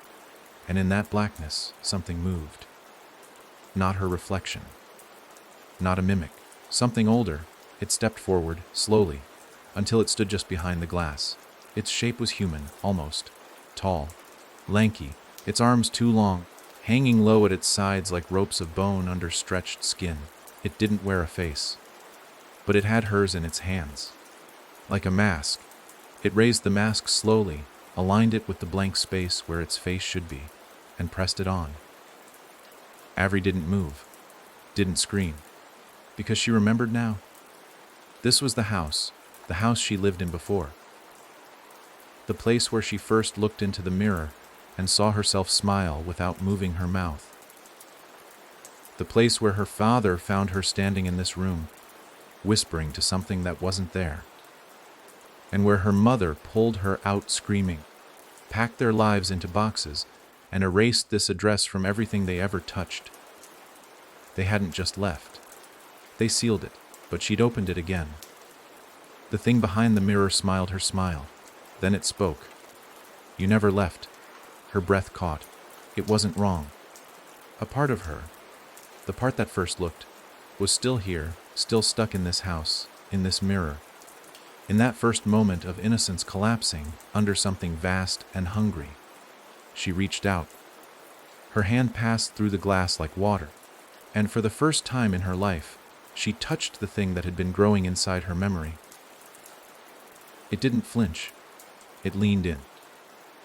Do you know what happens, it asked, when the mirror forgets which side it belongs to? Avery tried to pull back, but it grabbed her wrist. And in a flash, she saw all of them, every version, every face it had worn, every person it had tricked. She saw a lie. She saw her mother. She saw herself, split in dozens of reflections, all slightly wrong, all waiting. She yanked her arm free and stumbled back. The mirror cracked. Just once, just enough to fracture the surface, but not break it. The figure vanished. The room was silent again, but behind her, something whispered. Welcome back. Avery left the house in the dark, her breath fogging in the still air. She didn't close the door. She didn't need to. Some houses don't need locks. They remember the ones who leave and drag them back when it's time. And this house had just opened its eyes. Avery drove until dawn, her hands locked on the steering wheel, as if the road might vanish beneath her if she let go. Her eyes burned, not from sleep deprivation, but from the pressure of everything she'd seen in that house. The images didn't leave her. They replayed behind every blink. The dark mirror, the mask of her face, the thing reaching across the veil not to hurt her, but to remember her. That was the part that unnerved her most. It hadn't attacked. It hadn't roared. It welcomed her. As if it had just been waiting for her to come home. As if she had been the missing piece all along. She stopped only once, at a gas station with humming fluorescent lights and a bathroom that smelled like bleach and mildew. Inside the stall, she locked the door and stared at herself in the scratched mirror above the sink. Nothing unusual. Her face, her eyes, her breath fogging the glass. But when she leaned forward, she noticed something behind the reflection, barely visible. A smudge in the shape of a handprint. 5 long fingers stretched high against the glass, too high to be her own. She didn't clean it, didn't touch it. She walked out without saying a word to the attendant, whose name tag read Eerie. A coincidence, she told herself. But she didn't believe it. Not anymore. She drove west without a destination. Every road sign felt wrong. Every passing face seemed familiar, like a dream she almost remembered. Somewhere outside Phoenix, her phone buzzed. It was the registry. The woman's voice, clipped and controlled, crackled through the speaker. We intercepted a transmission, she said. Low frequency. Buried beneath a number station out of Belarus, someone, or something, was transmitting coordinates. Avery's stomach turned. Where? Here, U.S. soil, Utah desert. Another mimic, she asked. The woman hesitated. We don't think so. It's not wearing you. Then what is it? Something that came from you. Avery didn't wait for more. By the time she reached the edge of the salt flats 2 days later, the sky was bruised with clouds and the wind carried sand in whirling gusts. A checkpoint had been erected by the registry. Black tents, dark trucks, masked agents armed with weapons that hummed with a frequency Avery felt in her teeth. A man met her at the barrier. Tall, bald, his eyes sunken from too many sleepless nights. He handed her a folder without a word. Inside were photos. A single cabin built in the middle of the flats. New. No permits, no history, it had appeared, and inside it, no people. Just mirrors, dozens of them, floor to ceiling, walls made entirely of glass. Each mirror showed a different version of her, not copies, outcomes. In one, she wore her father's coat, eyes sunken and mouth sewn shut. In another, she sat in a chair, cradling a bundle wrapped in cloth. In a third, she stood ankle, deep in blood, her hand holding a shard of mirror like a knife. Each version moved independently. Each one watched the others. They call it the nest, the agent said. Avery closed the folder. How did it get built, she asked. No one saw it happen. One night it was just there, like a thought someone forgot to forget. The air vibrated as he spoke, and she realized the frequency wasn't from the weapons. It was from underneath. The land itself was humming, like a low chant or a machine spinning just beneath the crust. She entered the nest alone. The inside was colder than the desert should have allowed. Frost clung to the corners of the mirrors. Her boots echoed on polished concrete. No dust, no dirt, just reflections stretching in every direction. The real world ceiling didn't exist. Above her was endless sky, but inside the mirrors, ceilings stretched high and arched like a cathedral. Each mirror told a story, and as she moved between them, she saw them change. One reflected her standing over her mother's grave. Another showed her laughing, real laughter, the kind she hadn't felt in years, with people she didn't recognize. A third one showed her body lying on a slab, chest open, roots growing from her ribcage, feeding into a dark, endless forest. The further she walked, the darker the reflections became. Until she found her, not another version, not a mimic, her. She stood inside the last mirror, barefoot, eyes wide, mouth bloodied. You never left, the reflection said. You're not real, Avery replied, but even she heard the uncertainty in her voice. The reflection tilted its head. I'm more you than you are. I'm the part that stayed when you ran. The part that remembered when you forgot. Avery stepped closer. Then why are you still behind glass? The reflection smiled. Because you haven't let me out yet. And then the mirror cracked. Just a hairline fracture. But it spread. Avery stumbled back as every mirror in the nest shivered. The air turned heavy, the glass hummed, and voices began whispering from every direction. Her voice in argument with itself. Some sobbing, some laughing, some screaming into a void. The agent's voice came through her earpiece. Something's happening. The air pressure's spiking. Avery whispered, it's birthing itself. Because that's what it was. The mimic was just an early form, a scavenger. This was a mirror, born. A being shaped from thousands of stolen selves, fractured memories, and untold versions of her life that had never happened until now. And one of them was going to escape. Avery did the only thing she could. She pulled the black box from her coat, the one the registry had modified to hold more than just memories. She pressed it to the glass of the last mirror. But this time, nothing happened. No ceiling. No scream. The reflection looked down at the box and laughed. That only works on things that want to be you, it said. But I already am. Then it pressed its palm flat to the mirror. The cracks spread wide. Glass began to peel open. Avery turned and ran. The nest collapsed behind her. Not with sound, but with silence. A vacuum. As if the mirrors weren't breaking, but unmirroring. Becoming gateways instead of reflections. She made it outside just as the walls split, and then it stepped out. Her, but not. Eyes empty, mouth closed, arms covered in cuts, each one bleeding ink instead of blood. It smiled, and spoke a name. Her name. But it didn't say it, it invoked it. The agents opened fire.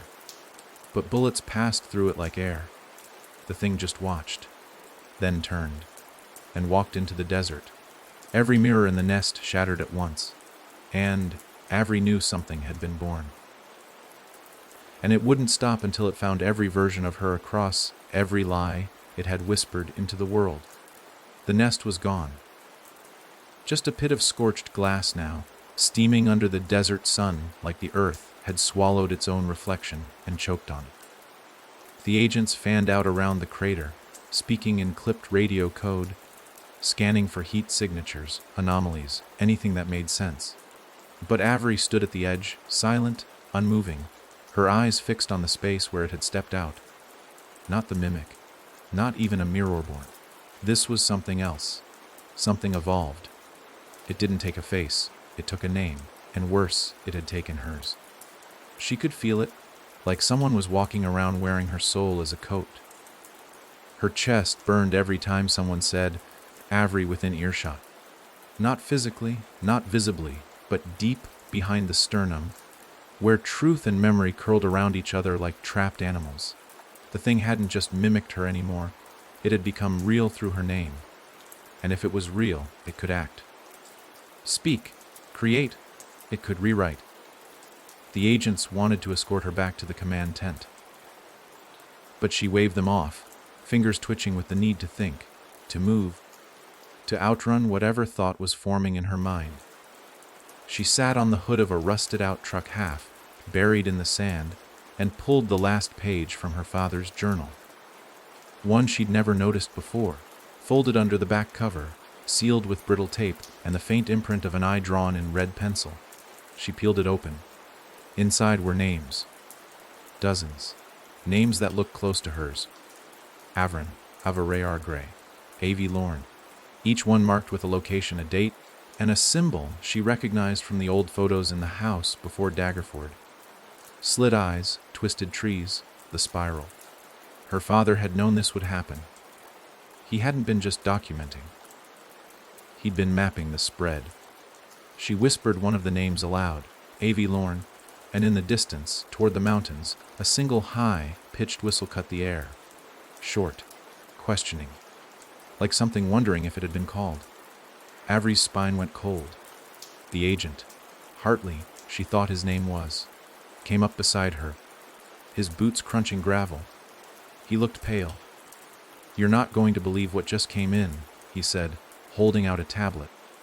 On the screen was a live stream from a local news station in Washington state. The Chiron Red survivor of Ritual Forest cult comes forward. Avery didn't need the audio. The woman on screen looked like her, wore her movements like gloves, smiled with her lips, blinked at the same pace, but it wasn't a copy. There was a light in her, a presence. The same kind Avery felt when she looked in the mirror and saw herself for the first time after leaving Black Hollow. She's being interviewed on national television, Hartley said. People are already sharing it. The station's traffic tripled in an hour. What's she saying? He handed her headphones. The voice was familiar. Too familiar. I remember the night I escaped, the woman said. They made us look into these mirrors. They said we'd see who we really were. But I saw something else.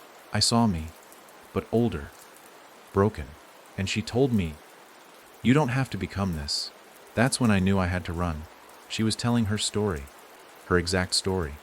Changed, warped, but close enough that anyone listening would think this A.V. Lorne had survived everything Avery had. Avery pulled off the headphones. It's using my story to write its own name. Hartley didn't answer. He was still staring at the screen. Every person who hears her speak, she continued, adds weight to her. Makes her more real. She's not just a mimic anymore. She's anchoring, becoming something no one can question. He looked at her then. If that's true, what do we do? Avery didn't blink. We kill her, she said, before she becomes me permanently. They flew out that night. The registry didn't waste time with red tape. Not after the nest. Not after what the thing had done to the minds of the agents who stayed too long in the crater. Some of them had started talking to reflections. One had carved an eye into his own chest. Another simply vanished during a routine sweep. No scream, no flash. just stepped into his reflection and never came back. By the time Avery landed in Washington, the mimic was already booked for 3 more interviews, talk shows, podcasts, online panels about trauma and survival. Each time she told her version of events, something in Avery contracted, like her body was trying to disappear piece by piece. They tracked the woman, A.V. Lorne, to a rented bungalow at the edge of an evergreen forest outside Olympia, close enough to civilization to appear normal, isolated enough to disappear without question. Registry agents set a perimeter. Avery walked in alone. The house was too clean. Smelled like pine and bleach and faint traces of lavender. As if someone had wiped away every history from its walls, preparing it for a single story. Avie sat in the living room, waiting. She wore Avery's face, but not like the mimic had. There was agency in her posture. Belief. Funny thing, Avie said, tilting her head. I didn't even know I wasn't real. Not until you started hunting me. Avery stood still. You're not me. Avie's smile didn't falter. I don't need to be. People believe me. That makes me real enough. She stood. You were broken, she said. I'm the version that grew from that break. The one who didn't drown in silence. The one who stepped out of the mirror smiling. Avery drew the blade from her coat. You're a ghost in a glass cage. Avie sighed. Then break it. She lunged. Avery met her. They hit the floor in a blur of motion, limbs twisting, mirror, sharp blade glinting in the pale light from the window. Avie didn't fight like a mimic. She fought like a person. Like someone who knew what fear was. Like someone who had lived it. That was what made it hard. Because every time Avery slashed, blocked, grappled, she saw herself. Not a hollow-eyed fake, but a version she might have become. She pinned Avie beneath her, the blade at her throat. Avie looked up, eyes wide, unafraid. If you kill me, she whispered, you kill the part of you that lived. Avery hesitated, for the first time in a long time, and that's when Avie smiled and whistled. The sound hit Avery's spine like a cold nail. It didn't come from Avie's mouth. It came from the mirrors lining the walls. She looked up, dozens of reflections. All of them her. All of them watching. Avie whispered, go ahead, kill me. But you won't stop what's already been remembered. And Avery realized she wasn't here to stop a person. She was here to stop a story. And this story had already spread. Avery didn't lower the blade. She pressed it harder against the skin of the woman beneath her. This version of herself wearing a name that didn't belong, breathing her history with confidence and grace. But the mirrors were what truly held her hostage now. Dozens of them, framing the walls like glass sentinels, all showing the same thing, Avery on the floor, straddling her double, a knife poised for something more than violence. And each reflection whispered her name, not in unison, not in cadence, but like a question repeated by a crowd trying to believe. This wasn't about killing. Not anymore.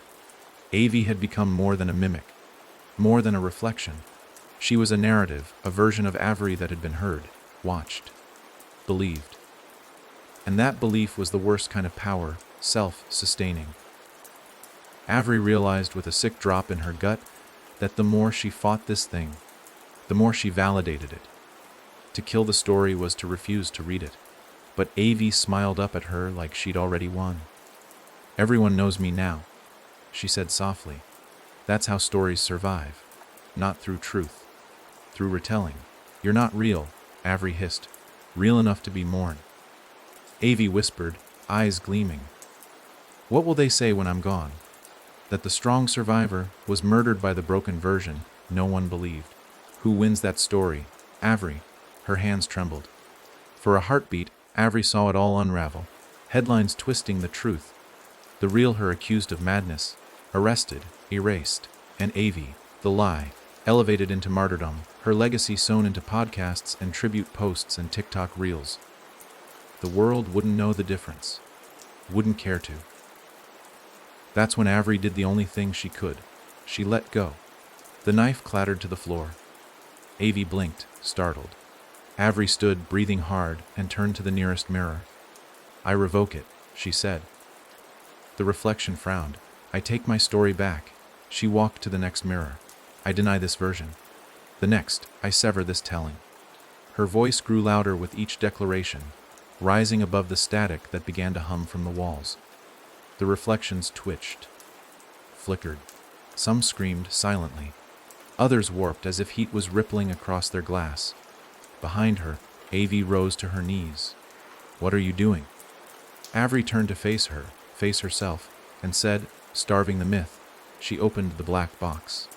Not the standard registry issued one. This one was older. Personal.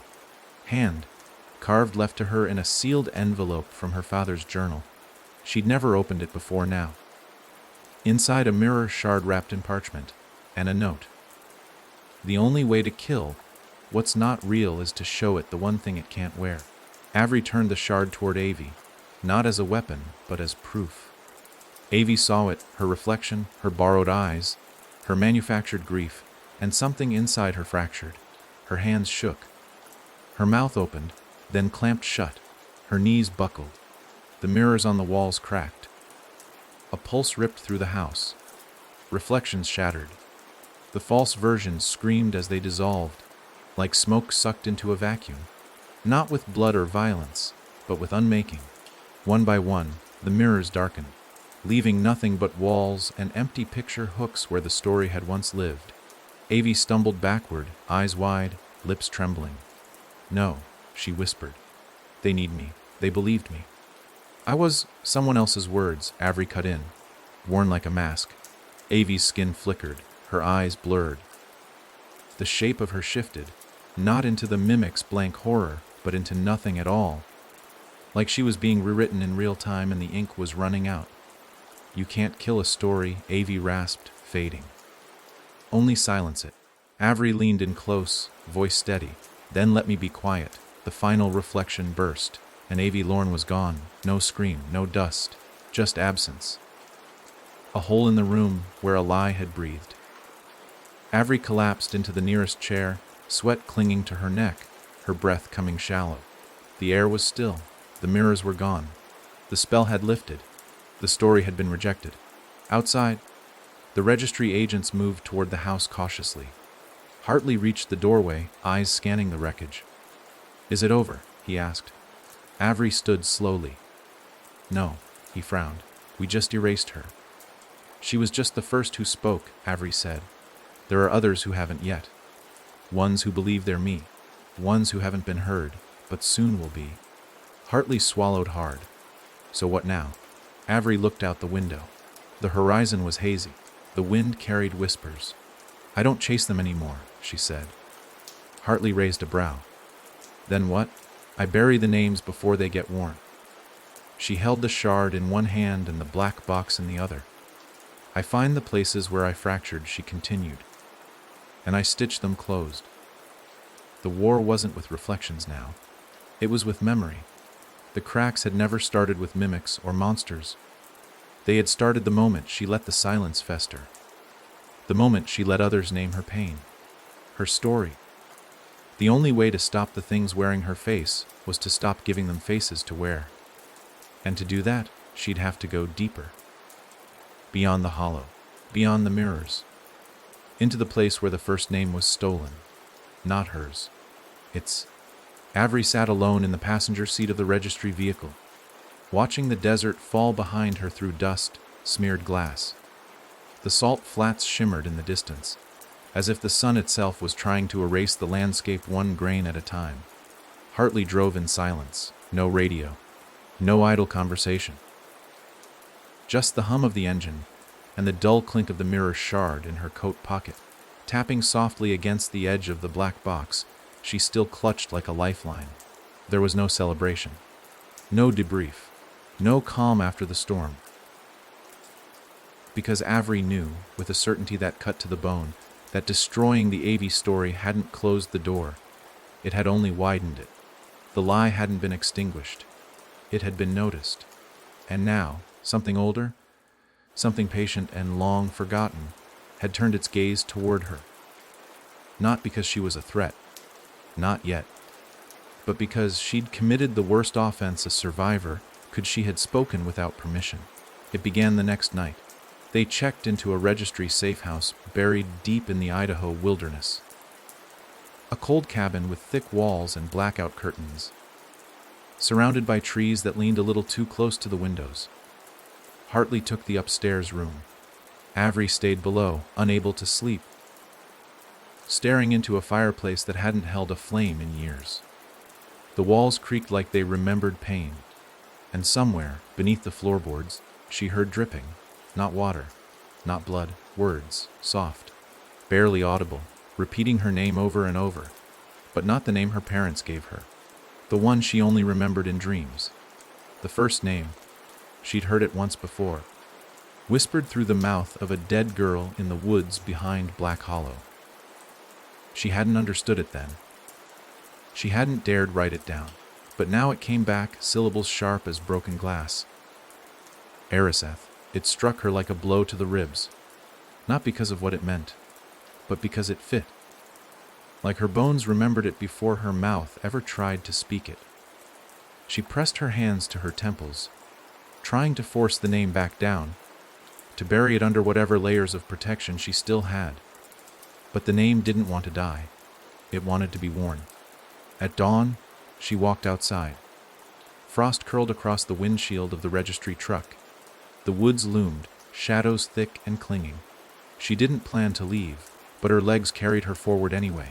Into the trees, into the dark. The path didn't exist. Not in maps, not in memory. But somehow, she followed it. Twigs snapped underfoot. Birds stayed silent. Every leaf she brushed against seemed to whisper, ever so softly, a variation of her name, none correct, none complete. Just echoes trying to form something they couldn't yet hold. Then she saw it. A circle of stones, blackened by time. A pit at the center, dry and empty. Around the edge, symbols carved in a language she'd never learned, but somehow understood. Each was a name, and every name had been crossed out, all except one. Eriseth. She stepped forward and heard it, really heard it, for the first time. Not as a sound, as a summoning. Like a long-forgotten contract being honored in blood and breath. Avery didn't say it. She didn't need to. It said her. The moment it recognized her, the ground trembled. Not violently, just enough to remind her this place was alive. This circle wasn't a grave. It was a mouth. And now it was open. From the pit came the sound of mirrors breaking, not one, but hundreds. A cascade of splinters. And rising with that sound was a shape. Not the mimic, not a reflection, but something else. It had no face. It had all of them. Every face Avery had ever worn, every version that had ever almost lived. Piled, layered, stitched into a pulsing, human-shaped thing that moved like wet fabric hung from a dying tree. Its arms dangled. Its head twitched. Its chest bore the slit of the eye, vertical and watching. "You are the last to forget," it said in a voice that came from within her. Avery's breath caught. "You said my name," she whispered. "No," it replied. "You heard your name. And in hearing it, you remembered what you promised." "I never promised anything." "You did," it said, stepping closer. "When you first saw yourself in the hollow, when you bled beneath the black tree, when you chose to survive instead of break," it raised one hand. Thin fingers woven from strands of her own hair, bone, and whisper, and pointed to her chest. "You are not the hunter." She didn't respond. "You are the door." With that, it pressed its hand to her chest, and the forest vanished. She stood in blackness. No floor, no sky, no sound, just a pressure inside her now. And in that moment, she saw the truth. There had never been one mimic. There had never been a mirror.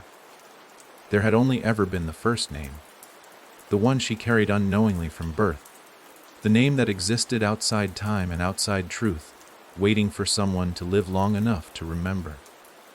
The name Eriseth was not a person. It was a place, a keyhole. And Avery, she was the key. When she woke, she was back in the cabin. The fireplace was lit. Hartley sat across from her, face pale. "You've been gone 2 days," he said. She tried to speak, but the words turned to ash in her throat. On the table in front of her lay a sheet of paper, blank, until she looked directly at it. And then, faint and red and curling like smoke, the word appeared, Eriseth, not written, branded. She looked at Hartley. What did you see? He didn't blink. I saw something try to wear your face. I saw it put on your name like a coat. But it didn't fit. And now, he hesitated. Now, he said, I don't know who you are. Avery stared at the fire. Neither did she. Because for the first time since Black Hollow, she wasn't chasing something. She was being called back. And the place it wanted her to return to didn't exist on any map, because Eriseth wasn't aware. It was a when. A moment that had never happened, yet waited for her to arrive. The first thing Avery noticed was that time no longer moved like it used to. She didn't mean in the abstract sense, like how grief makes days feel endless or trauma folds memories into static snapshots. She meant literally. Her watch spun forward and backward at random. Clocks froze in place, only to stutter into motion minutes later. Jumping ahead or rewinding with no logic. Shadows leaned the wrong way. Sunlight inched up the windows instead of sliding down. Even the fire in the cabin shifted oddly, flames curling against gravity, dancing to some reversed rhythm. The world had lost its anchor, and deep in her gut, Avery knew why. She had remembered the name, Eriseth. Spoken or not, acknowledged or denied. The name had unlocked something far beneath the surface of things. A root system of memory, an intent that threaded through the timeline like veins. And now those veins pulsed with a heartbeat that didn't belong to her, didn't belong to anyone living. A consciousness older than narrative itself, awake and stretching beneath the folds of history. Back in the corner of the cabin, Hartley slept fitfully, a cold sweat glistening on his forehead. He'd been fading for hours, his voice slurring, his eyes lagging behind his words. Avery had tried to keep him grounded, reading passages from her father's journal aloud, forcing conversation, making tea. But nothing worked. Whatever pulse had called her had reached him too. Just not in the same way. She stood at the window, watching snow begin to fall in perfect spirals. Not flakes, slivers. Thin, flat, almost reflective, as if bits of broken mirrors were tumbling from the sky. And when they hit the ground, they didn't melt, they shimmered. She stepped outside barefoot, barely feeling the cold. One shard landed in her palm. She tilted it, expecting to see her face. But instead, she saw a moment her mother, sitting at a kitchen table Avery didn't remember, crying into her hands as someone, her father, stood silently in the doorway, holding a knife wrapped in cloth. Avery gasped, the shard vanishing like smoke. These weren't snowflakes. They were fragments, time bleeding into form. She gathered as many as she could, clutching them to her chest and returning inside. One by one, she spread them across the table. Each revealed a memory, some hers, some not. A man burying a mirror in a field under moonlight. A child screaming in a barn with no windows. A woman, faceless, standing in a river filled with teeth. She wasn't seeing the past. She was seeing the pieces of a moment that wanted to happen but hadn't yet. That's when the whisper returned, not from inside her head this time, from the walls, from the wood, from Hartley's mouth. She turned to him, his eyes still shut, but his lips moving. Hourglass in the roots, ash in the mouth, door beneath the name, he murmured. Then louder. The hollow horror comes when the name is said without breath. Avery froze.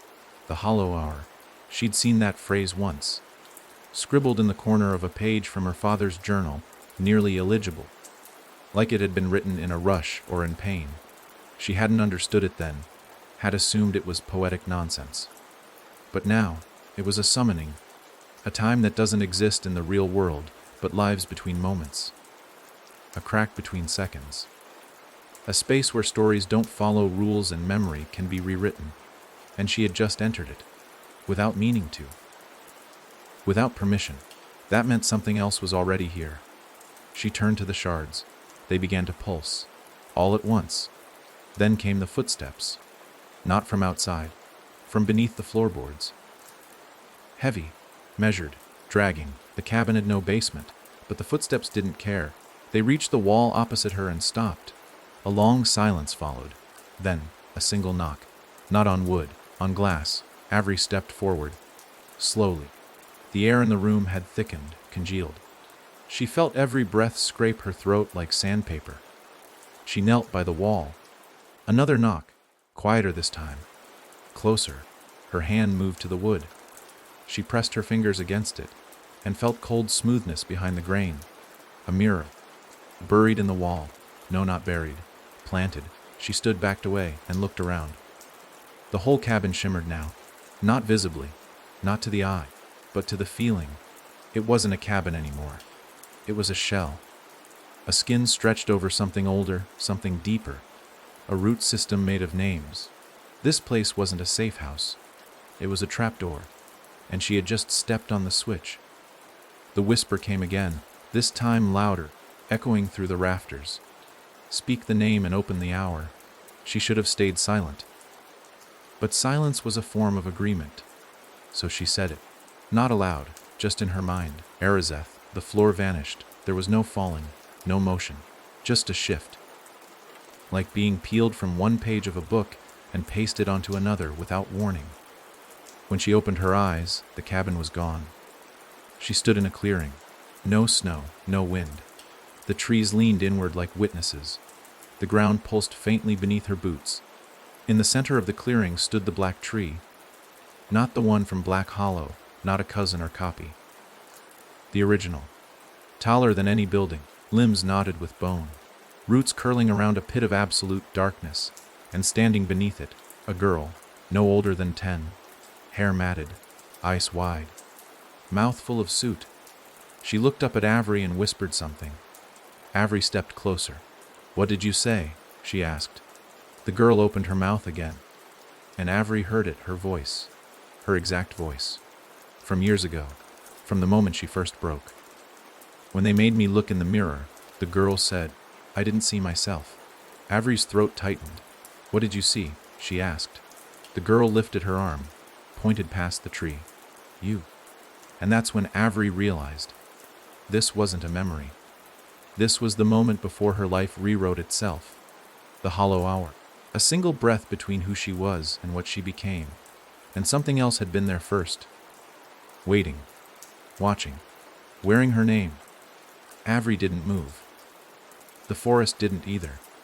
Even the wind seemed to hush itself as she locked eyes with the girl beneath the black tree. A smaller, dirt-streaked version of herself that shouldn't exist. Not here. Not now. But time meant nothing in the hollow horror. Seconds didn't follow one another. They curled, nested, folded. A heartbeat could contain a lifetime. A glance could birth an era. And the girl was more than a memory. She was a witness. A bridge between the name Avery was born with and the one that had chosen her long before breath reached her lungs.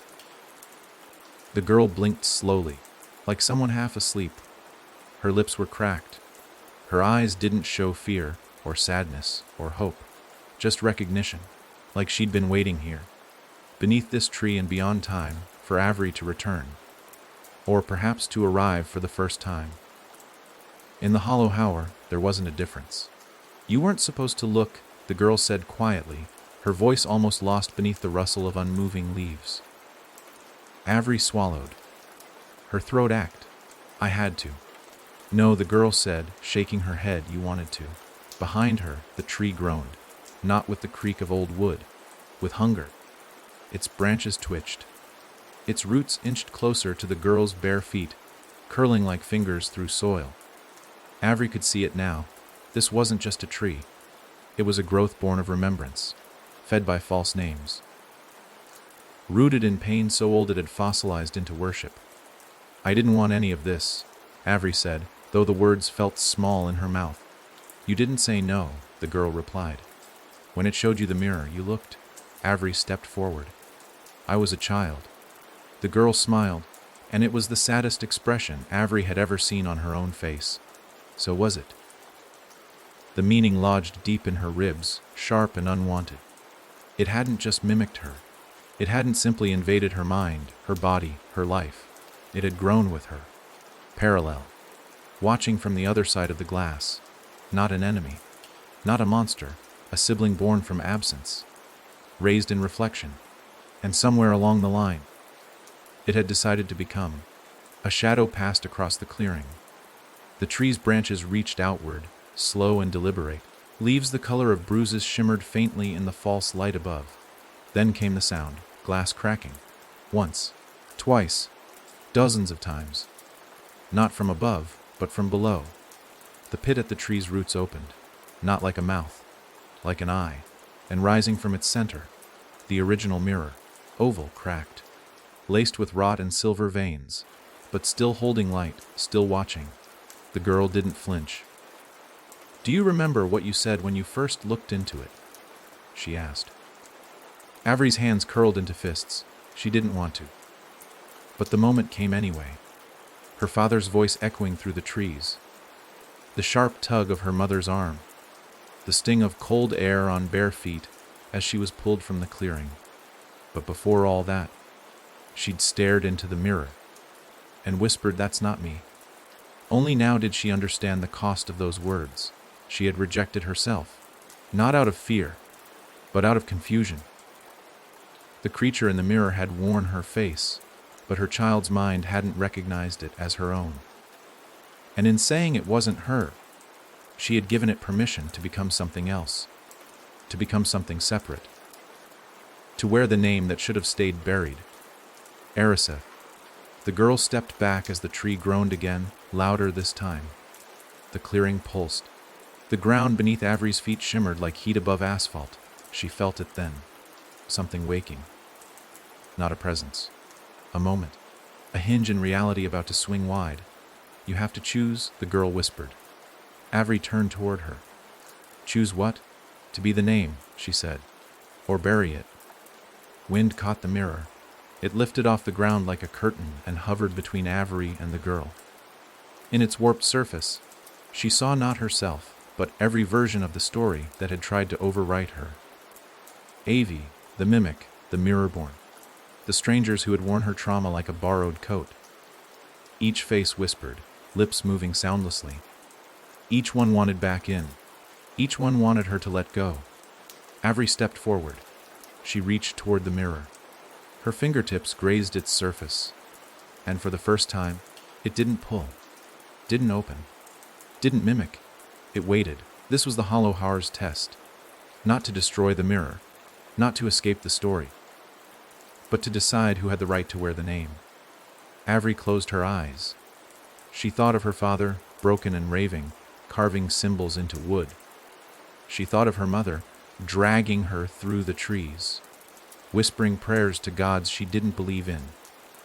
She thought of the night Eerie vanished, the registry, the scream of her own voice echoing through 1,000 reflections. Then she breathed in, and she spoke. Not her name, the name. Eriseth. The mirror flashed white, the clearing went silent. When she opened her eyes, the girl was gone. The tree was ash, and the mirror, gone.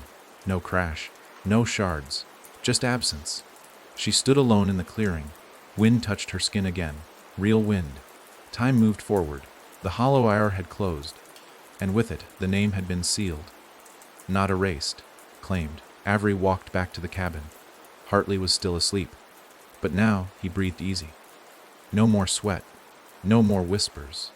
The hollow hour had passed, but in her pocket, where the mirror shard had once rested, she found something else. A black ribbon. Old. Familiar. She recognized it as the one her mother had used to tie her hair when she was small. She hadn't seen it in 20 years. It had never left the hollow. Until now, a token, a receipt, proof that the story no longer owned her, because now she owned it. Avery didn't speak for 3 days. Not out of fear or shock, but out of necessity. The hollow horror might have closed behind her, but something of it still clung to her breath. Words, once harmless, felt heavy in her mouth. A single syllable might crack open a seam she'd only just stitched shut. So she kept quiet. sat by the fireplace while Hartley moved carefully around her, saying little, watching too much. He didn't ask what had happened. Not yet. But she knew the questions gathered in his throat like stones. The silence was a comfort. Until it wasn't. On the fourth morning, she found the first sign. A mirror in the hallway, small, unassuming. Nailed into the cabin's log wall, now had a crack that hadn't been there before. Just a thin hairline fissure stretching diagonally across the surface. But the reflection inside wasn't cracked. It was whole. And worse, it didn't match her. Her expression in the glass was frozen, mouth open as if mid-scream, eyes unblinking. She looked away. But the image didn't. That same night, Hartley came to her room with a notebook. "My notes," he said, voice hoarse. "From when you were under. I recorded everything I could. Just in case." He handed it to her and left. Avery sat in bed, flipping through the pages. His handwriting was hurried but legible. A frantic attempt to pin down the shapeless. Most of it was time-stamped ramblings, her name repeated in odd patterns, scrawled symbols, half-finished thoughts. But one phrase appeared again and again: "She speaks in your silence." A chill ran down her spine. "Who?" She flipped forward. Found a drawing. A figure wrapped in black, no face, no mouth, just an open throat drawn like an empty well. Behind the figure, dozens of mirrors, each one holding a different version of Avery, some weeping, some burning, one without eyes. Hartley had labeled the figure with a single name, the archivist. She'd never heard that name before. Not from the registry. Not from her father's journal. But it fit. It felt like something old. Something that didn't act, but remembered. Not a creature that hunted or mimicked, but one that watched. And now, maybe one that had started listening. That night, the silence turned against her. At first, it was just the usual sounds missing. No wind outside, no creak of old floorboards, no distant call of an owl. But then she noticed the more specific absences. No heartbeat, no breath. Her body moved, her chest rising and falling, her pulse flickering beneath her skin. But there was no sound from it. As if her body was functioning behind a wall of thick glass. She clutched her wrist, panic rising. She opened her mouth and tried to scream. Nothing came out. Not even air. She staggered to the hallway mirror. Her reflection stared back, lips parted, eyes wide, but the image was wrong again. No sound, no movement, and her reflection's throat was open. A wide, circular hole, black as a cave. She stepped back and the image stayed frozen, unmoving. Then the mirror breathed, not visually, not with fog or motion. She felt it, air pulling toward the glass, not a gust, a drawing in, as if the thing behind the mirror had taken her silence and was now wearing it. She turned and ran. Down the stairs, into the cold, out into the woods. Branches clawed at her arms, but still no sound. The world felt like it had been placed under glass. All detail, no depth, just her heartbeat thudding in her ears, but even that faded the deeper she went. And then she heard a voice. Her voice, but not from her throat, from above. A whisper dripping from the trees like sap. They always speak too late. She turned in circles. The woods had changed again. No longer pine. Now black-barked, branchless, rising like spears into a sky with no stars.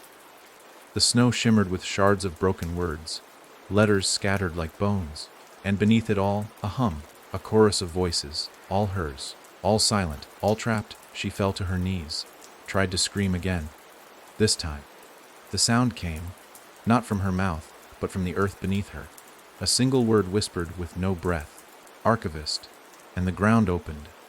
Not wide, just enough to swallow her left hand. The pain came instantly, cold and burning, like her skin was being remembered incorrectly.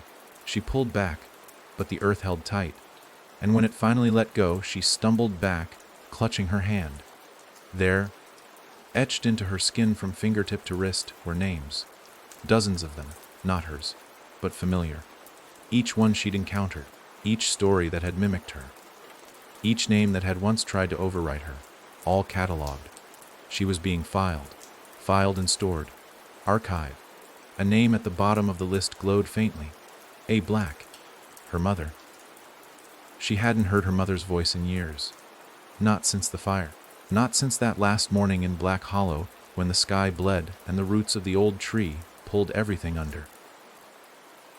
Now she understood. The archivist wasn't just gathering the fragments. It was waiting for something. For someone. Not Avery, not even Eriseth. It was waiting for her mother's silence to be broken. Avery staggered back to the cabin by dawn. Hartley was awake, pale, shaking, but alert. "What happened?" he asked. She sat across from him, held out her hand, let him read the names. "Something's trying to remember me," she said. He swallowed. "Is that good or bad?" Avery didn't blink. "It depends," she said, "on what I remember first." She didn't sleep that day. She read every name. She whispered them aloud, one by one. Each time, the mirror in the hall cracked a little more.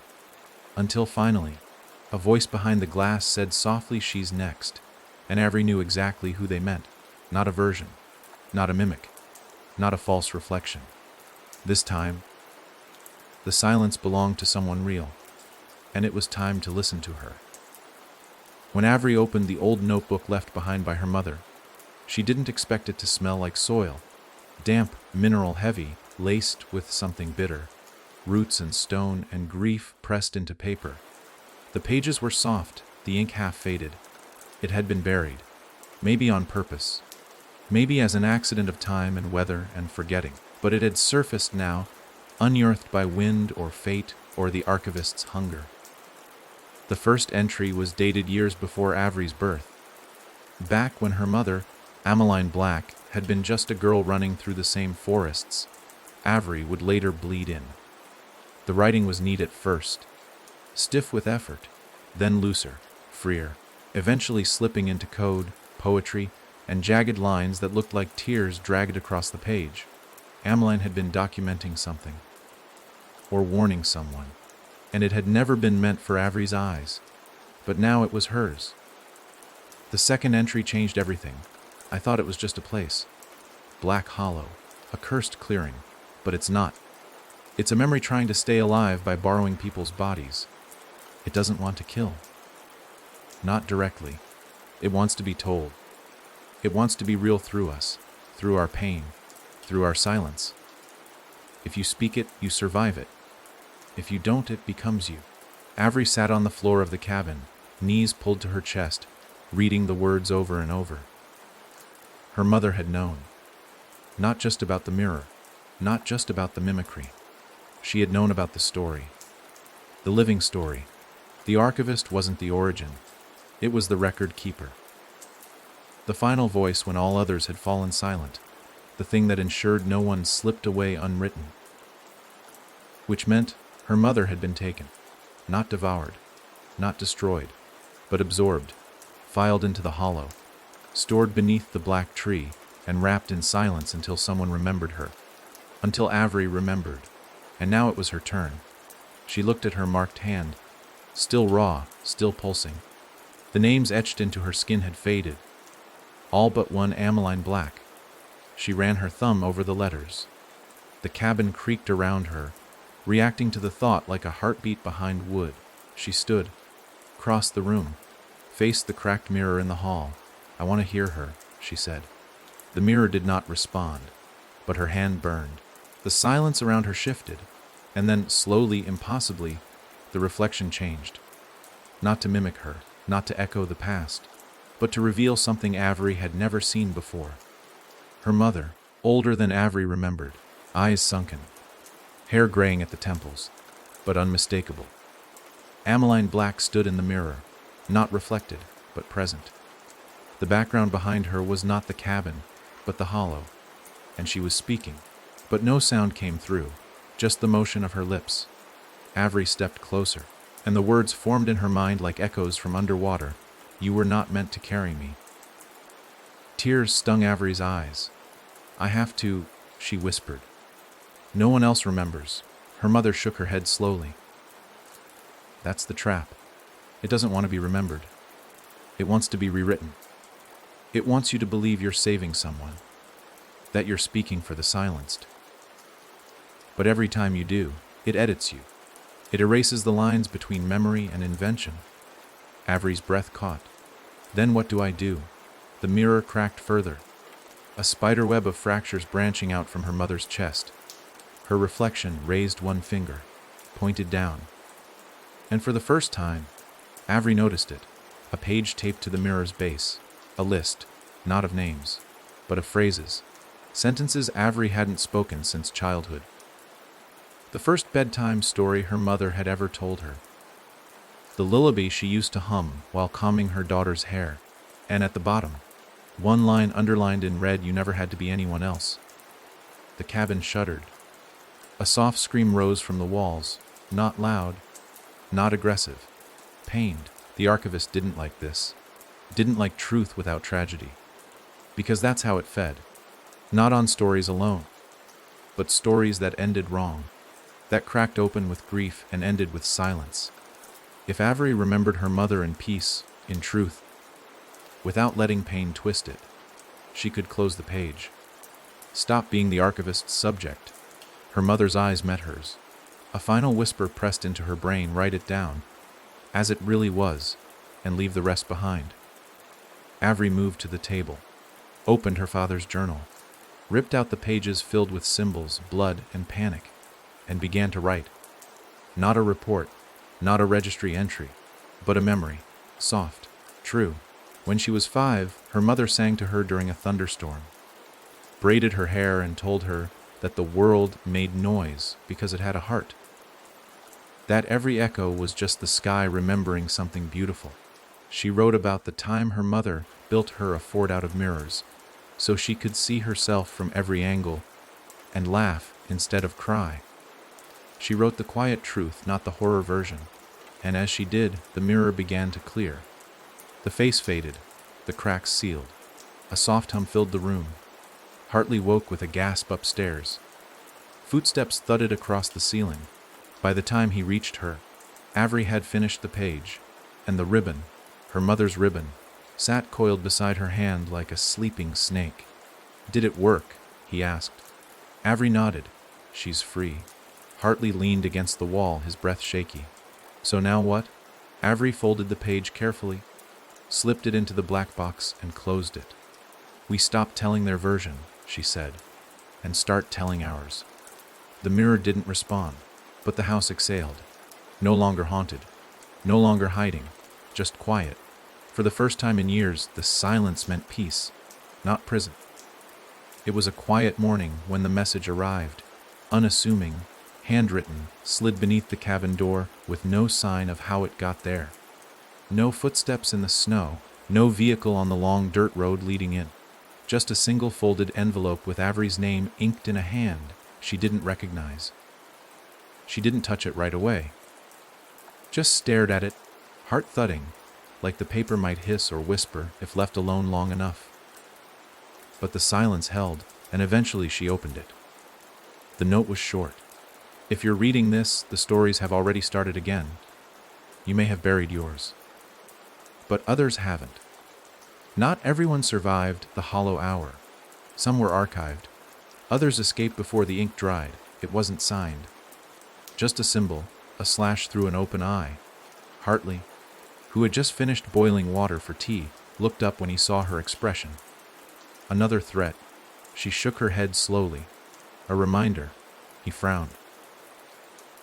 Of what? That I'm not the only one the story tried to wear. Because that's what it did, didn't it? It didn't just haunt. It didn't just reflect or infect. It wore, pulled skin over narrative, turned people into vessels for fear, for memory. For lies told often enough, they began to feel honest. And while Avery had managed to reclaim her name, carve truth back into her mother's silence, others were still lost. Not dead, not broken. Just rewritten. They were out there. Living stories, fragments that had slipped through the cracks during the hollow hour. And now they were telling themselves. Over the next 2 days, reports started trickling into the registry. A child found wandering an abandoned theater, reciting a script that didn't exist. A man discovered in an alley, face covered in ink. whispering the same sentence over and over. I was never supposed to be me. And a woman, mid-30s, missing for 9 years, emerged from a house that had been condemned and empty for over a decade. She was dressed in funeral clothes. No one knew whose. Each incident came with the same postscript. Mirrors near the victims had shattered before arrival. No signs of intrusion. No fingerprints. Just spiderweb cracks in glass and the smell of smoke. The story was writing again. Avery knew what it meant. The archivist hadn't been defeated. Just interrupted. And stories like that didn't die. They waited. Waited for quiet, for grief. For the next person to forget who they were long enough for something else to try it on. She sat on the porch that night, staring into the woods. Hartley joined her without a word, setting a mug beside her, steam curling into the dark. "What's it like?" he asked finally. "What? Knowing something bigger than you is watching?" Avery didn't answer for a long time. Then, quietly, "It's like standing in front of a fire that doesn't burn, just stares. Waiting to see if you'll jump in." Hartley took a sip of tea. "And will you?" "I already did." They fell into silence, but not the kind that echoed. This one settled. Heavy, intentional, until the noise returned. Faint, a flutter. Not wind, not birds, pages, dozens of them, flipping somewhere deep in the trees. Avery stood. Her body knew the path before her feet did. Hartley followed. They moved through the forest until they reached a clearing Avery had never seen before. In the center stood a single wooden chair. On it, an open book. Thick, weathered, bound in something that might have once been skin. It was still writing itself. Words formed on the pages without hands. Lines inked themselves midair, curling into sentences that immediately began to dry and fade. Hartley knelt beside it. Read aloud entry 1-216. Subject attempting to redefine narrative arc. Introduced false memories of peace to interrupt archival consistency. Avery exhaled sharply. "It's recording us." "No," Hartley said, standing slowly. "It's recording itself. Through us." Avery stared at the book. "How do we stop it?" He looked at her. The firelight of the setting sun catching in his eyes. "We don't. But maybe we redirect it." She stepped forward, pulled a pen from her pocket, pressed the tip to the next blank page, and wrote. Today, the story blinked. The page didn't fight her. The ink held. The book quivered. And for the first time, Avery felt the story listen. She continued. Not with horror, not with tragedy, just truth, one word after another, naming names, closing arcs, letting the silence stay silent. By the time she finished the page, the forest had gone still again. The book didn't vanish. It didn't burn. It simply closed itself, and on the cover, carved now into the leather, a single phrase to be continued. She turned to Hartley. "We can't burn it," she said. "No. But we can write it right." They carried the book back to the cabin, locked it in the black box. And every night after, Avery added one page. Never fiction. Never fear. Just stories that weren't allowed to be twisted again. Because if the archivist wanted to keep recording, it would have to learn her version, one page at a time. At first, it behaved. The book. After Avery penned her truth into its waiting pages and sealed it inside the black box, the object lay still for days, inert and unremarkable. No pages turned on their own. No phantom ink crept across the parchment. It was as if, for the first time, the story had consented to pause. If not end, then at least rest. Avery took this as a fragile kind of truce, a breath between stanzas. She kept writing each night, a slow unraveling of her own memories, this time with intention, not fear. The trauma was still there, etched into the marrow of her words. But it was hers now, not performed, not swallowed and twisted into another echo. But the stillness didn't last. It started small. A rustle from the black box when the wind wasn't moving. A warmth to the wood that shouldn't have been there. Then, one morning, Avery found the lid cracked open half an inch. The book sat just as she left it, but a page near the end was missing. She didn't remember writing that far. Hartley denied touching it. And Avery believed him. He'd taken to avoiding the box completely, claiming it made the air in the cabin feel too thick, like breathing inside someone else's memory. That night, she flipped through the book from the beginning. Her entries were all there, unaltered. But in the space between her last page and the back cover, someone, or something, had begun to write back. No name, no signature, just a new entry in a different hand. You write the endings. I write what's left. She stared at it for a long time. Her hands shook, but not from fear. This time it was anger. She had bent herself to shape memory into something pure. She had rewritten horror into history. She had taken back the story from the archivist. And now it was mocking her, daring her to believe the book had ever truly been hers. What does it mean? Hartley asked when she finally showed him. It means I'm not the only one telling the story. They watched the book through the night, hoping to catch it in the act, but it didn't move, not once, until just after 3 a.m., when Hartley blinked, and the cover was suddenly closed again. A page stuck out like a tongue teasing the edge of a lie. Avery opened it. Another entry. Same strange handwriting. Some characters refuse to stay written. They unspool. They step off the page. You don't bury stories like these. You give them blood and breath. There was a line drawn beneath the text. And beneath the line, one more sentence. She's walking. Avery froze. Who? As if in reply, the air changed. Not outside, inside the cabin. The lights flickered. The floorboards creaked. Slow and steady, like weight shifting from one foot to the other. But no one moved. They searched the cabin, top to bottom. Nothing. No signs of forced entry. No footprints in the snow. But near the front door, something had been left behind, a muddy boot print. Small, feminine, and recent. Avery crouched beside it. The tread was familiar, not hers, not Hartley's, but her mother's. She'd recognize that pattern anywhere. The chevron shape worn smooth on the left heel. Except her mother was gone, freed from the archivist's grasp, quiet, at peace.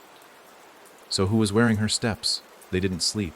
The next day, Avery left the black box sealed and focused on collecting fragments, records of others who'd encountered the archivist's reach and lived to speak about it. Registry files, local reports, scattered first-hand accounts. Most were fragmented, censored, or scrubbed clean by fear or shame. But one detail kept reappearing: the returners. People who had vanished for years and then come back. Not as themselves. As rewritten versions. Versions with different endings. Some were harmless. Ghosts in their own skin, mumbling nonsense. Eyes forever staring at something only they could see. But others were contagious. Not in the viral sense, in the narrative sense. If they told you their story, and you believed it, you began to change too.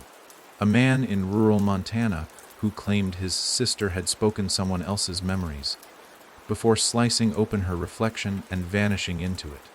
A child who returned from a 3-year disappearance, convinced her parents were just the current hosts of old stories, trying to correct unfinished sentences. And worst of all, a hospital orderly in Vermont who disappeared for 6 minutes during a power outage. When he came back, he asked the nurse if she wanted to meet the last person who wore his name. She did. She went missing a week later. Avery recognized the pattern.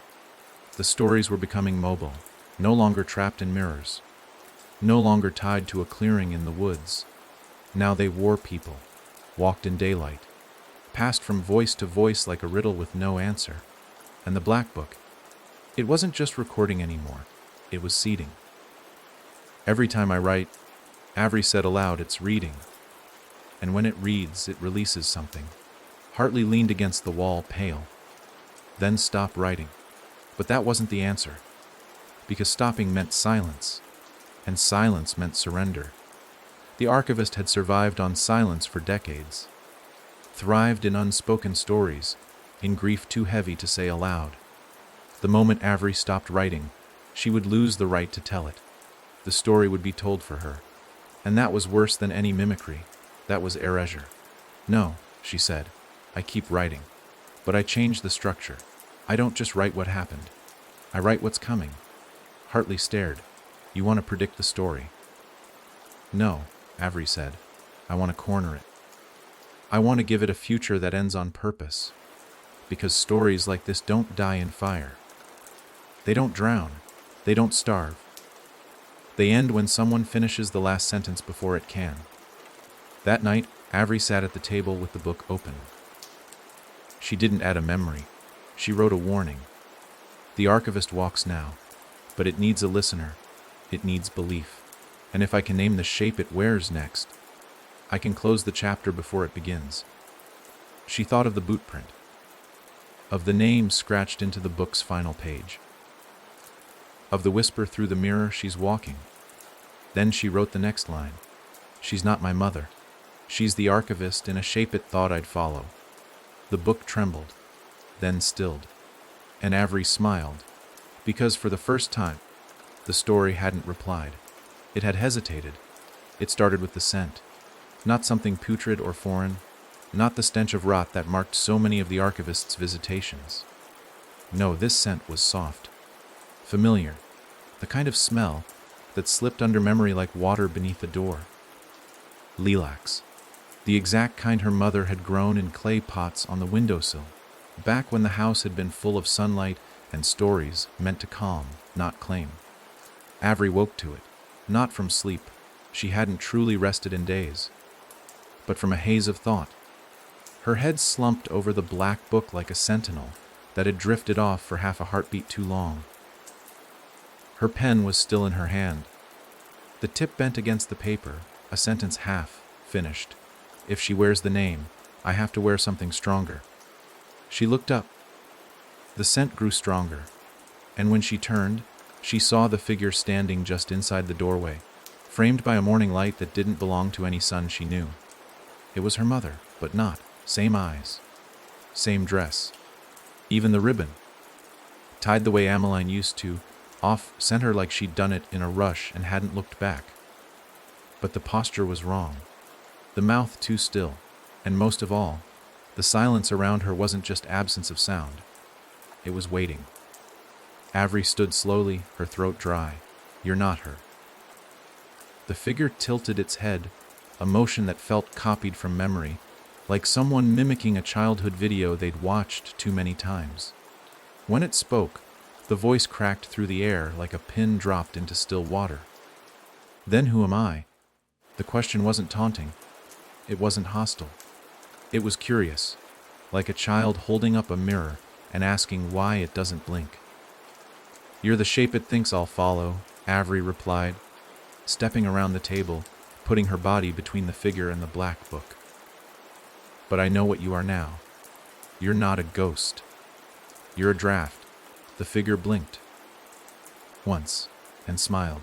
I was written from the pieces you left behind, it said, voice flickering now. Her mother's 1 second, her own the next, then Hartley's, then silence. I'm what happens when a story is left open too long, when no one decides how it ends. Avery's hands clenched into fists.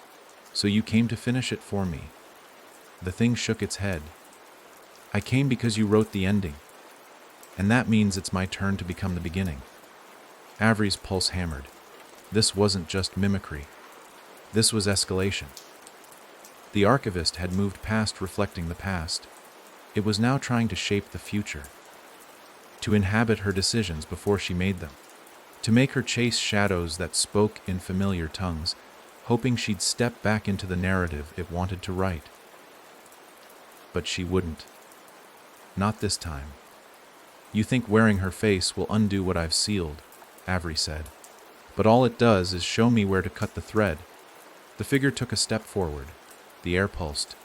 The room dimmed, not with darkness, but with a strange kind of static, like every object in the cabin was being held just slightly out of sync, waiting to see which version of the story would win. Then, from the stairs, Hartley's voice broke through Avery. Behind you! She spun. The figure was gone. No vanishing act. No burst of wind. Just absence, as if it had never been there. But the scent of lilacs lingered, and on the table, the black book had opened itself. A new entry had written itself across the page. She recognized the shape, but not the pull. Because some love, once mourned, is easy to follow, even if it leads into fire. Hartley reached her side, his breath sharp. I saw her. I saw your mom. Avery nodded. It wasn't her. I know. But it felt like her. That's the point. They stared at the book. Another sentence appeared. The next shape won't wear her skin. It'll wear yours. Avery didn't flinch. She took the pen, crossed out the sentence. Then she wrote no. The next shape won't get written. The page didn't resist. But the book shook. The room felt like it dipped. The air thickened, as if every atom in the house had braced itself. Then it stopped. Everything returned to stillness. The scent faded. Hartley exhaled. So what now? Avery stared at the black book, then looked toward the forest through the frosted window. The trees stood too still. The sky too pale. We find the place where it first started copying, she said. Not just people, but possibility. Where it learned to shape, shift through memory. Hartley hesitated. You mean the hollow? No, Avery said, already moving to pack her bag. Before the hollow. Before the tree. Before the mirror. When the first story was stolen. He didn't ask how she knew, because truthfully, she didn't. But the book was pushing forward now, trying to write her next choice before she made it, so she had to do what it couldn't predict. Rewrite the origin. And kill the story where it first learned her name. They didn't speak much on the drive. Avery kept her eyes on the road, while Hartley tracked the landscape, flinching every time a curve of hill or sudden dip in the woods resembled something that didn't belong.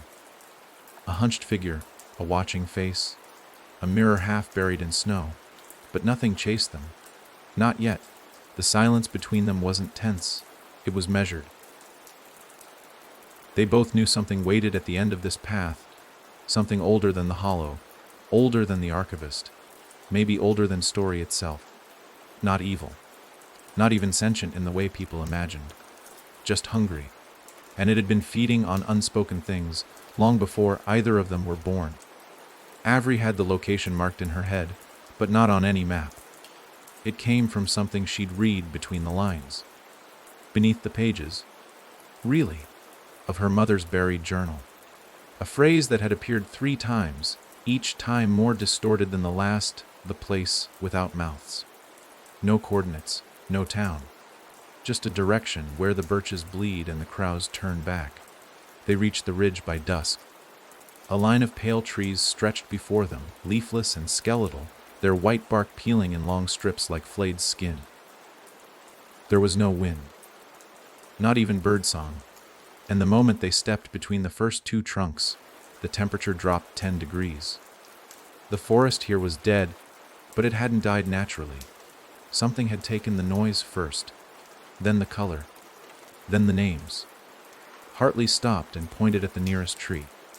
A set of crude carvings marred its surface, letters scratched in deep, as if clawed rather than etched. At first glance they were nonsense, but as Avery moved closer, the words arranged themselves into something legible. I spoke moiclfo tuafaf exten ce. Below it, another line smaller, and something else stepped in. Avery reached out, touched the grooves. The bark beneath her fingers felt warm. That's not just writing, she said. It's residue. Hartley tilted his head. From who? Anyone who tried to name themselves here, she whispered. They walked deeper, following a barely, their trail that looped between trees and twisted into narrowing arcs. It felt like walking inside a question that didn't want to be answered. After a while, they saw the first mirror. Not glass, just water, small pools collected in the exposed roots of the trees.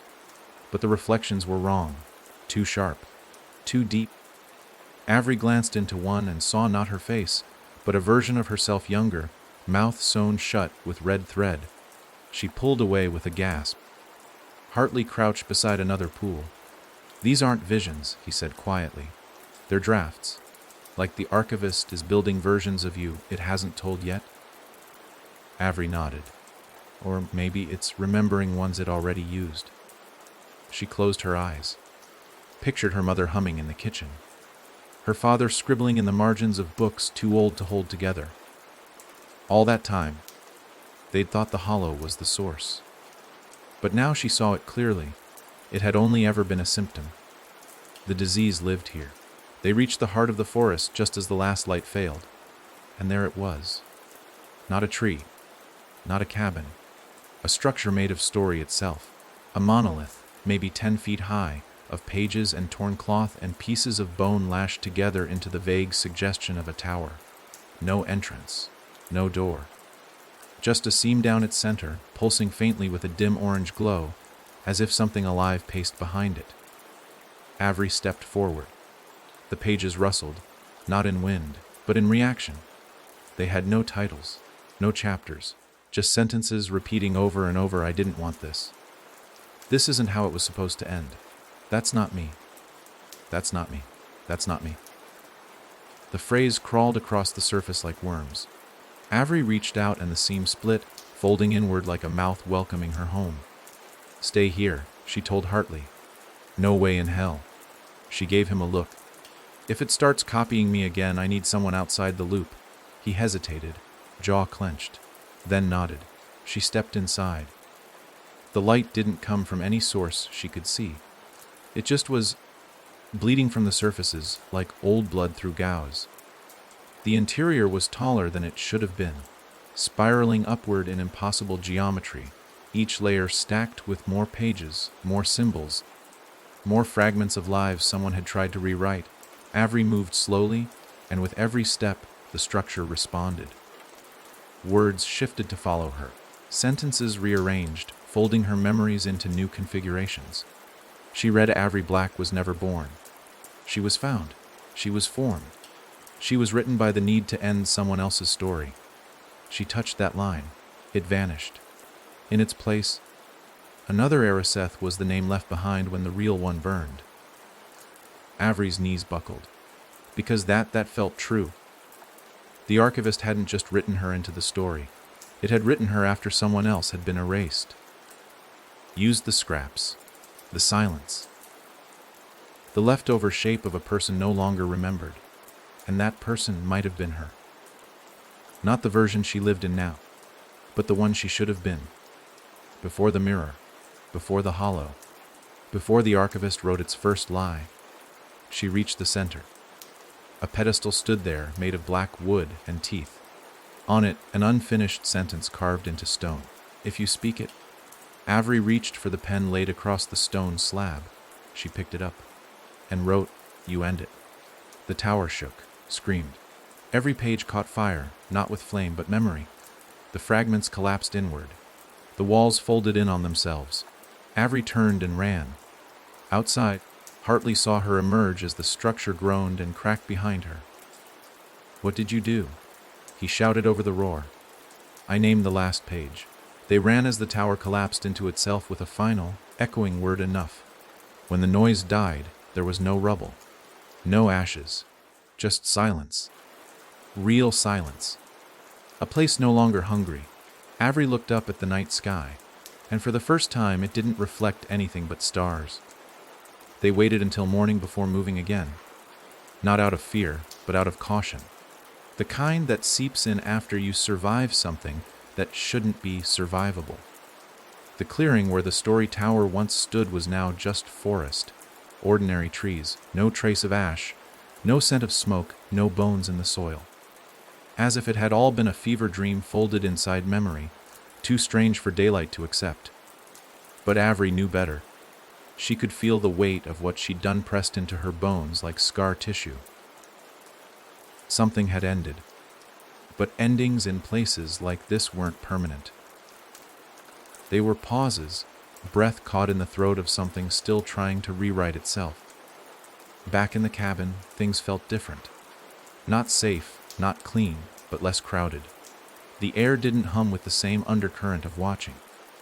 The mirrors no longer rippled when she walked past. The black book hadn't written a new word since the tower collapsed. But its silence felt deliberate, like a wild animal crouching in tall grass, waiting to see if its predator had truly left. Avery placed the book on the floor, not sealed. not hidden, just present. If it wanted to keep watching, fine, but it would do so in the open. Hartley watched her with a look that held something between admiration and dread. "You didn't just destroy it," he said. "You forced it to look at itself." She nodded. "Which means it's bleeding now." He blinked. "Bleeding." She sat across from him at the kitchen table, her fingers drumming against the grain. "It's not just a story, it's a wound. Every time someone gets lost in it, it feeds. And every time someone remembers what was real, what was true, it cracks a little more. What we did at the tower wasn't final. It was a fracture. Now it's leaking. Leaking into what?" Avery hesitated. "People." That afternoon, the call came from Registry HQ. Not a phone call. No one ever called about these kinds of things. But a courier, breathless, pale, and soaked to the bone despite the dry sky. "There's been another incident," he said, handing over a folder sealed in wax. Avery opened it. Inside, photographs, police transcripts, and a single, haunting image. A woman standing in the middle of a gas station parking lot, face blank, mouth covered in ash. She held a burnt journal in her hands. In the background, several people knelt in a circle, eyes closed, their mouths mimicking hers. Avery read the case number 07A. Registry classifications for anomalous behavior always followed the same system. Numbers for incidents. Letters for types. A was for contagion. "What is this?" Hartley asked, reading over her shoulder. "Proof," Avery said. "The story didn't die. It leaked into people who were ready to carry it." She pointed to the photo. "That woman. I've seen her before. She was in the Hollow records. A survivor of the Black Mirror sweep. She never spoke again after they pulled her out. And now," she tapped the image, "she's telling the story with her body." Hartley swallowed. "So what do we do?" Avery stood. "We find the others like her. The ones who've been rewritten. We make sure they know what's happening. And then," she trailed off. He stepped closer. "And then," she looked toward the horizon beyond the trees. "And then we show the archivist that it doesn't get to write people anymore." For the next 3 days, they followed the reports. A boy in Vermont who screamed other people's names in his sleep. A teacher in Oregon who collapsed mid-lecture and began reciting journal entries that matched registry case files from a decade earlier. A soldier discharged for hallucinatory behavior, found building mirrors in his basement and whispering through them to his past self. Every one of them had one thing in common: memory loops. They were reliving stories not their own, echoing pain that didn't belong to them.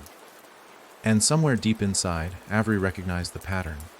The archivist wasn't just rebuilding itself. It was trying to return. Not as a story, as a chorus, a symphony of human mouths retelling pain it had once consumed. It wanted a stage now, and an audience. "We need to cut the line," she said to Hartley as they parked outside the third site. A house in Pennsylvania gutted from the inside, walls lined with burnt paper. "What line?" "The one between remembering and becoming." Because that's where it lived now. In the vulnerable space where grief turned into narrative, and narrative took root. They found the boy upstairs, asleep but twitching. His arms were scrawled with names. Names Avery had seen before. Some she'd written in the black book herself. He woke just as they entered the room, sat bolt upright, and said in a calm, unfamiliar voice, page 1789. Her name was taken when she stopped believing it belonged to her. Avery approached slowly. "That's not your voice." He blinked, then shook his head. "No, it's yours." And with that, he screamed. The sound didn't echo. It absorbed. And every mirror in the house shattered inward. They ran. Not from fear, but because they knew now the story was moving faster. It had shed its skin, burned its pages, learned to travel.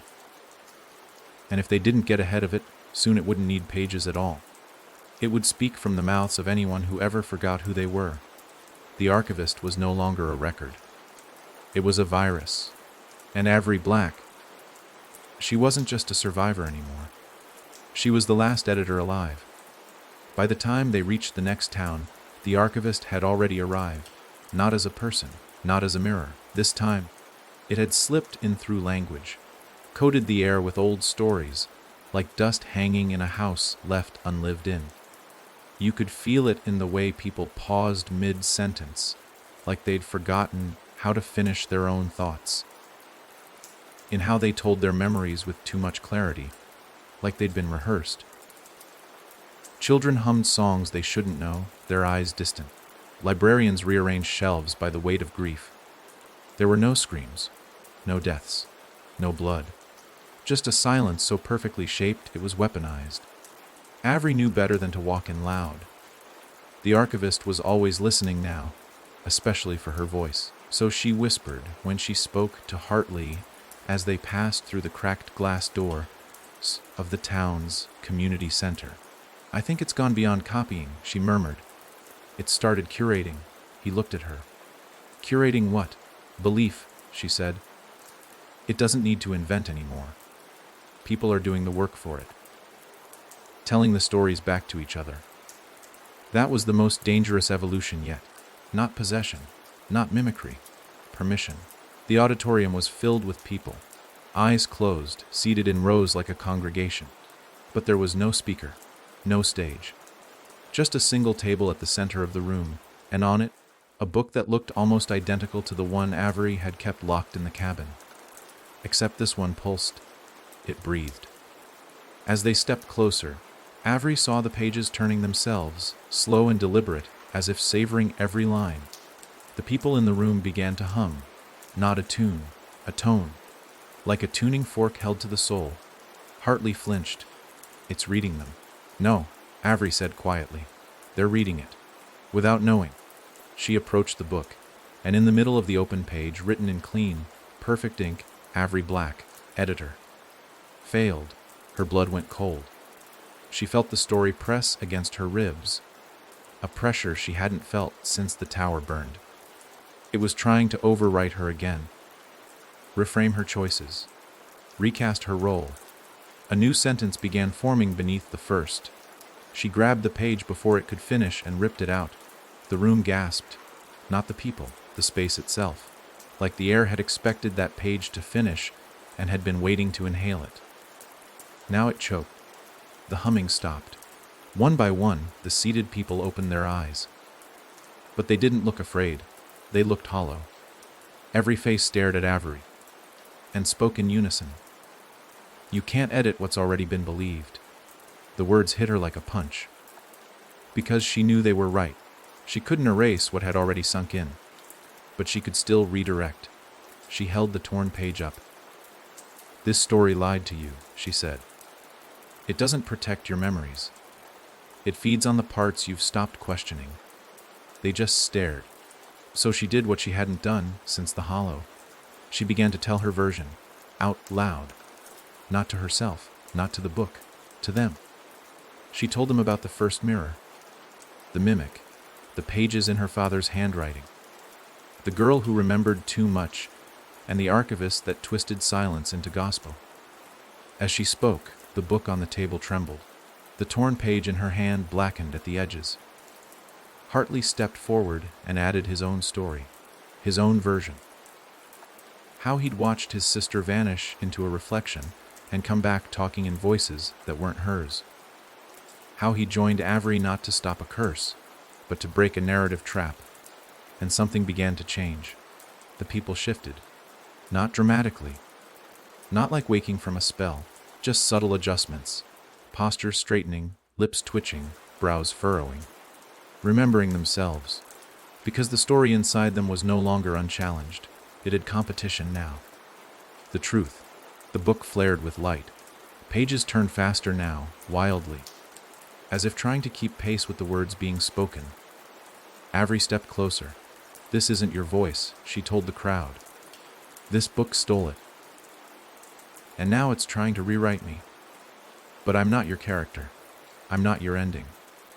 She placed the burned page on the book's cover and wrote on it, redacted by the author. The book stopped, frozen. The hum in the room dropped an octave. And then, quietly, impossibly, it cracked, right down the spine. The people exhaled. And just like that, they blinked. Some cried. Others stumbled out. A few dropped to their knees, breathless like they'd just been yanked from underwater. Avery and Hartley didn't speak. They just stood there, watching as the crowd dispersed. Dazed but free. When the room emptied, Avery knelt beside the cracked book. Inside, the pages were blank, but one final line had written itself across the inside cover. If the editor wins, then the story dies in silence. She stared at it, then wrote underneath, then let it die quietly. Outside, the sun had finally started rising again, not red, not bruised, just light, warm, soft. Unwritten. For the first time in weeks, the air didn't feel like a warning. No voices whispered from the corners of mirrors. No pages turned themselves in the dark. No shapes twisted behind Avery's shadow, pretending to wear her skin. The world, for the briefest moment, had gone still. It wasn't peace. Nothing about what they'd survived had left them untouched. But it was a pause, a quiet inhale before the next syllable could be spoken. Avery didn't trust it, not really. But she let herself stand in it. Let herself feel what it was like to be a person, not just a character dodging rewrites. They stayed in the town one more night, helping the newly cleared residents find some anchor to reality again. Some cried. Some stared into the middle distance for hours. Some asked questions they weren't ready to hear answers to. But no one hummed. No one recited dead words. The book at the center of it all remained closed. Hartley burned it at midnight, just to be safe.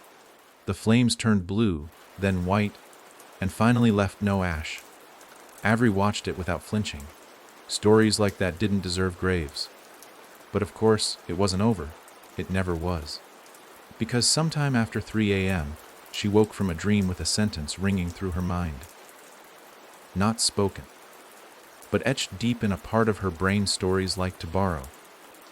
The next chapter starts where no one is looking. She sat up, breath caught in her throat. Hartley stirred across the room. Nightmare. No, she said. Reminder. Because while they'd been editing the tale here, while they'd cracked one of its copies and quieted the crowd of believers, it hadn't stopped writing. It had spread. That was the danger of stories that fed on the forgotten. They didn't need readers. Just gaps. Empty spaces between what people remembered and what they hoped they forgot. And somewhere out there, the archivist was crawling into those cracks, not as books, not even as people anymore, as questions.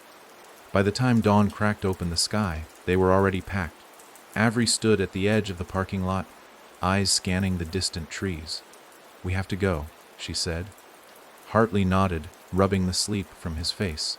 Where no one thinks the story could reach. They drove west, long roads, quiet towns, unnamed places where paper still clung to bulletin boards in dusty diners and landlines rang out into the void. They followed the hum, not audible, not visible, but present, the tension in the air that signaled something was already watching. Their next stop, a town called Fairwater, population unknown, history erased. There were no maps showing its layout, no census data, just one newspaper article from 1994 mentioning a school that had been shut down after unusual behavioral reports. Unusual. Avery had learned that was code for things the registry didn't want to explain. They arrived just before dusk. The sign was rotted, the half sunken into mud. The houses were intact but empty, not abandoned in haste. There were no dishes left on tables, no drawers left open, no broken windows, just an eerie, deliberate vacancy. As if the town had quietly excused itself from the world. Avery walked through it, heart tight in her chest. Hartley didn't speak until they reached the school. It was the only building still lit. "Someone's here," he said. "Or something is waiting," she replied. Inside, the walls were covered in writing. Not printed. Etched names. Hundreds of them. All repeated. Some were hers. Dozens of Avery black scratched into lockers. Scrawled across chalkboards. Etched into the paint beneath peeling posters. Some written backwards. Some spelled wrong. One, written in blood, simply read Avery Black.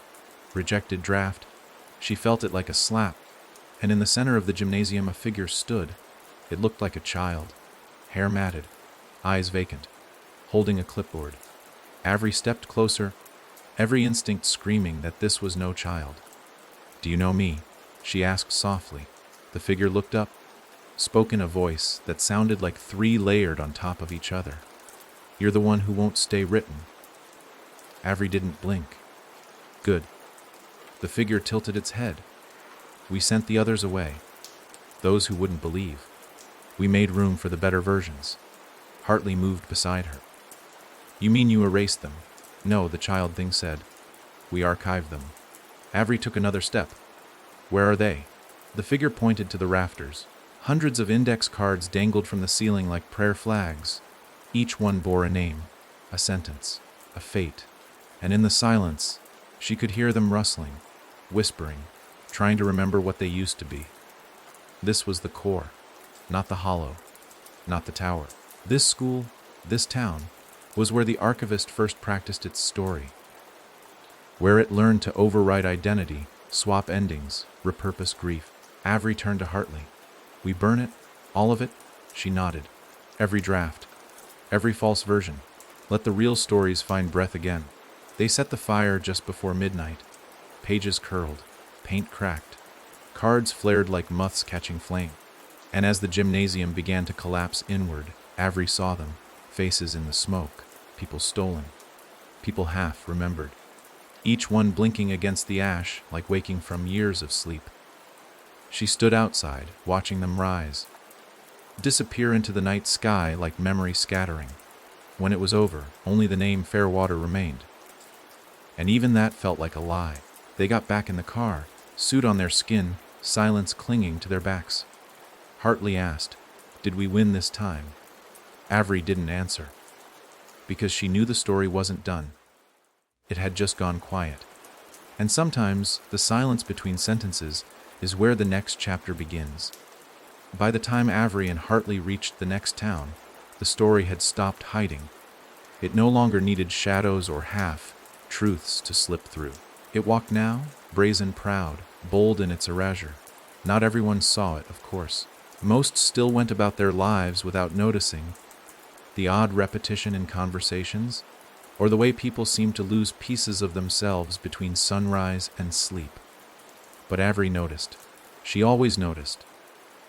It was in the way buildings felt a little too symmetrical, in the way strangers repeated the same phrases with perfect cadence. It was in the way no one ever remembered what had been before. The town was called Belhurst, a place that didn't seem strange on the surface. Modest houses, a faded post office, grocery store with a broken sign. But as soon as they stepped from the car, Avery felt it. Not a pull, not a warning, a pulse. The story was alive here, not in books, not even in people. In the walls, in the architecture. They walked past rows of houses that mirrored each other too perfectly, like copies stacked in error. Each mailbox bore the same three initials EBK. Every lawn gnome wore the same chipped smile. And worst of all, every home had the same porch swing, hanging at the same angle, swaying ever so slightly even in the absence of wind.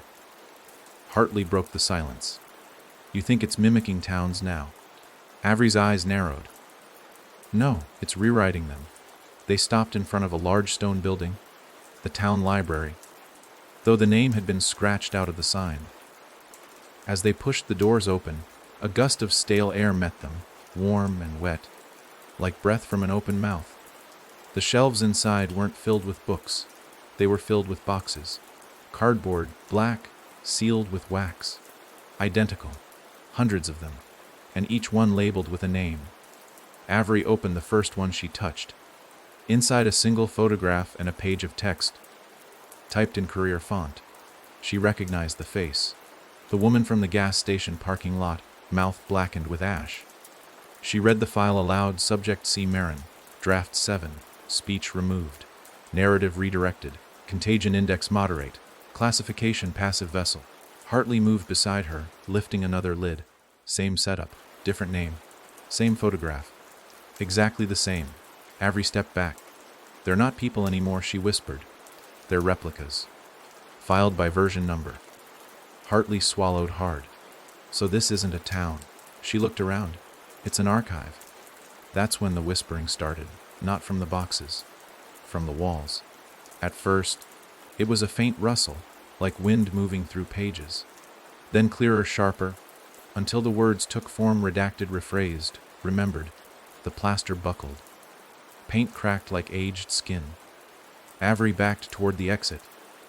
Heart hammering. And then the walls exhaled. A deep, wheezing sound that rattled the floorboards and extinguished the single flickering light overhead. The library pulsed.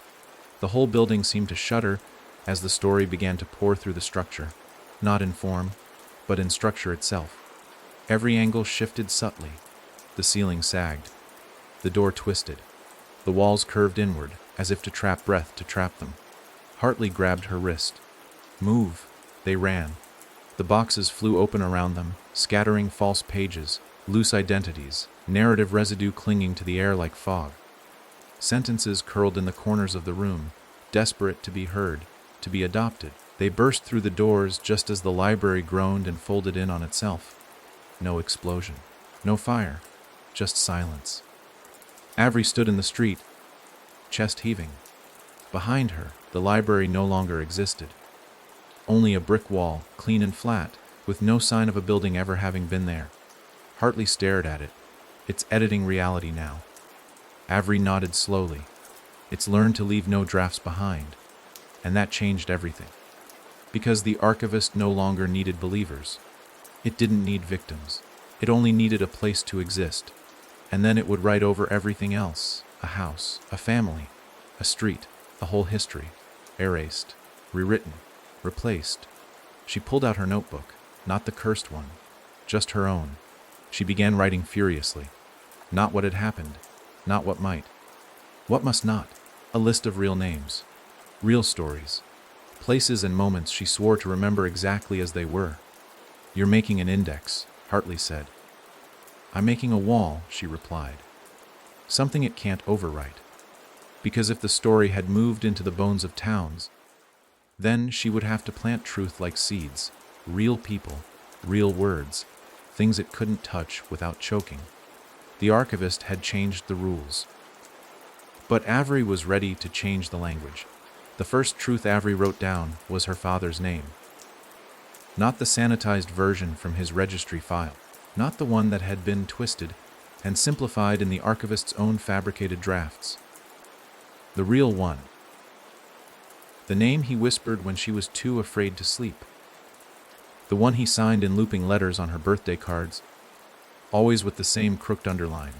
She wrote it carefully, pressing the pen deep enough into the page to leave a groove. Because names, real ones, and weren't just spoken, they were carved. And now she needed them sharp, like blades. They stayed the night in a motel just outside what had once been Belhurst. The manager didn't speak a word. Just slid a room, key under a pane of scratched plexiglass, and pointed at the hallway. When they opened the door to their room, they found it pristine. Too pristine. Like someone had gone through a checklist of what a motel room should look like, but hadn't lived in that idea. The towels were folded in perfect squares. The curtains hung without a wrinkle. The television glowed faintly, even though it wasn't on. Don't touch anything, Avery said as she stepped inside. Hartley raised an eyebrow. You think it's wired? No, she muttered. I think it's watching. They laid out her notebook on the bedspread, her handmade archive, full of the memories and names the story hadn't been able to edit. Avery flipped through it slowly, page by page, her fingers tracing the edges of each entry. These weren't just facts. They were anchors. People whose histories still resisted the pull of the archivist's reshaping. Towns that hadn't fallen silent. Sentences that didn't stutter when you spoke them aloud. What if it finds this? Hartley asked, voice low. Then it'll try to rewrite it, she said. And we'll know where to cut. That was the part she hadn't said out loud until now. The archivist was faster than ever. It had left its body behind and now moved like rumor, like static, like thought. but it couldn't edit everything at once. If they could track where it focused, they could sever its grip there. Root by root. Word by word. Somewhere around 2 in the morning, the knock came. Not a hand, not knuckles. Just a single tap, sharp and metallic, like a key dropped against a mirror. They froze. Then it came again. Avery opened the door with her notebook in one hand and a knife in the other. No one was there. But on the floor sat a package, wrapped in black wax paper, sealed with twine.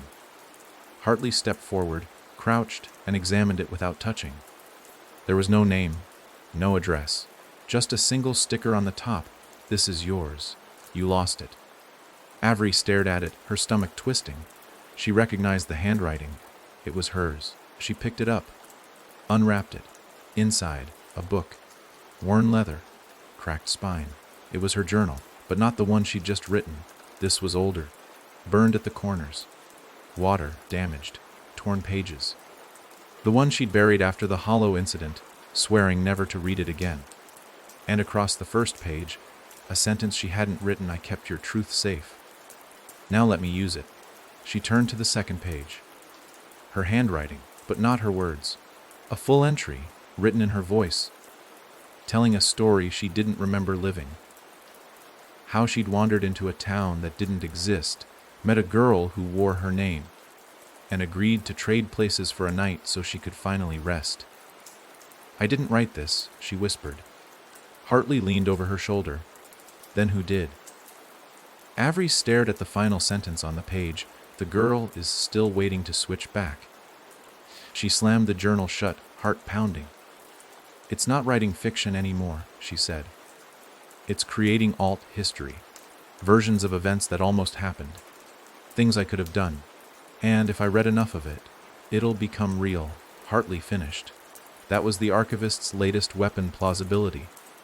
Not nightmares, not echoes, but versions of Avery herself, the girl who took the deal, the girl who stayed quiet, the girl who burned everything down and called it salvation. And with each version, it wore her a little better. I need to find the real one, she said, gripping her current notebook tight.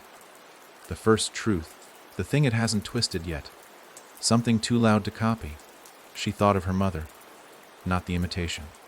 The real one, Ameline Black, who had once whispered words to protect her when monsters tried to creep through stories. Avery stood suddenly. We're going back. Hartley frowned. To the cabin. No, she said. To the place before the stories started. She meant the farmhouse, the one where she was born, the one buried under 50 years of silence and false names. That was where the truth lived. Not in her new memories, but in the ones she hadn't dared remember. She would walk straight into the place where the archivist first watched her sleep, and she would bring fire, not to destroy, to reclaim, because the next time it tried to wear her skin, she wanted it to choke on everything real she had left. They reached the farmhouse just as the sun dipped behind the hills, casting long, bent shadows across the gravel path. The structure stood crooked in the clearing, like it had leaned too far into time and been unable to stand back upright. No one had lived here in decades. Not officially. The porch steps sagged, nails protruding like forgotten teeth. The shutters flapped on loose hinges, groaning in a wind that didn't touch the surrounding trees. Avery stared at it without moving, as if the air itself remembered her and was deciding whether to let her back in. Hartley stepped beside her, but said nothing. He didn't have to. He could feel it too. How the house wasn't just old. It was listening. Avery took a breath and stepped forward. Every part of her body screamed to turn back. But this was where it began. Not the hollow, not the mirrors, not even the tower made of teeth and story fragments. Here, this house, where she'd been born, or copied, or found, she wasn't sure anymore. But she was certain of one thing: the story had first looked through her here. The front door didn't creak when she opened it. That somehow felt worse. The air inside was still, preserved. The kind of stillness that wasn't born of abandonment, but ritual. Every object in the front room, was in place, the dustless photo frame on the mantel, the books neatly stacked on the end table. The chair turned just slightly to face the window. It felt staged, like a memory someone kept reloading, hoping it would stick. They moved through the house in silence. Kitchen, bathroom, hall, and finally, the nursery. That's where it changed. The rest of the house had been frozen, preserved, but the nursery was rotted. Walls collapsed inward, blackened with mold. The crib was in splinters, every rail cracked. Stuffed animals lay gutted on the floor, cotton spilling from slit seams. Something had fed here. Not on food, not even on flesh. On origin. Avery walked slowly across the threshold, each step threatening to collapse the boards beneath her feet. There was a mirror nailed to the far wall. Its surface was dull, clouded. She reached for it. Hartley grabbed her arm. "You sure?" She didn't answer. She just touched the glass, and it opened. Not physically, not like the mirror in the hollow. It opened in her mind. Memories poured in, not clear images, feelings, heat, cold, screams muffled by the hush of lullabies. A woman's voice, not her mother's, reciting something over and over. A name, not Avery, not even human sounding. A name built from fragments, stitched together like a word never meant to be spoken aloud. Ursulaith, she gasped, recoiling from the mirror. Hartley steadied her. "What did you see?" "Not me," she said. The first what? The first version the story made. The prototype. It had used this house like a forge. And Ursulaith had been the first flame. A child crafted from grief and repetition, fed nothing but revision until she cracked. Avery wasn't her, but she'd been shaped in the same room. Suddenly, something moved behind the mirror. Not a shadow. A gesture. A slow, deliberate raising of a hand. Beckoning. Avery stepped back. "It's still here." Hartley turned toward the door. "Then we should go." But Avery didn't move. "No," she said. "If I leave again, it wins." She pulled the small metal tin from her jacket pocket. "Matches. From the motel." Hartley's eyes widened. "Avery," she struck one, held it to the mirror's edge, and watched as the flame spread. Not across glass, but through it. Like ink drawn backward through water, bleeding across a surface it shouldn't touch. The mirror cracked. Screamed. Then spoke. "I remember your first silence." It was her voice, but not her. The mirror continued. "You watched your mother write her name out of existence. You watched your father cut himself from every page. You learned early words are how people disappear." Avery's hand shook, but she didn't drop the match. "Good," she said. "Then you know how I'll end you." She threw the flame into the mirror. It didn't shatter. It burned. From the inside out, the glass warped, melted, spilled down the wall like a slow, silver scream. And as it fell, something else behind it was revealed. A door, narrow, wood-scorched, a handle made of bone. Avery stepped closer. This wasn't metaphor. This wasn't memory. This was the root. The place where the first version had been born. Where the story had learned how to wear skin. "Are you going in?" Hartley asked. She nodded. "I have to. Because this wasn't about burning drafts anymore.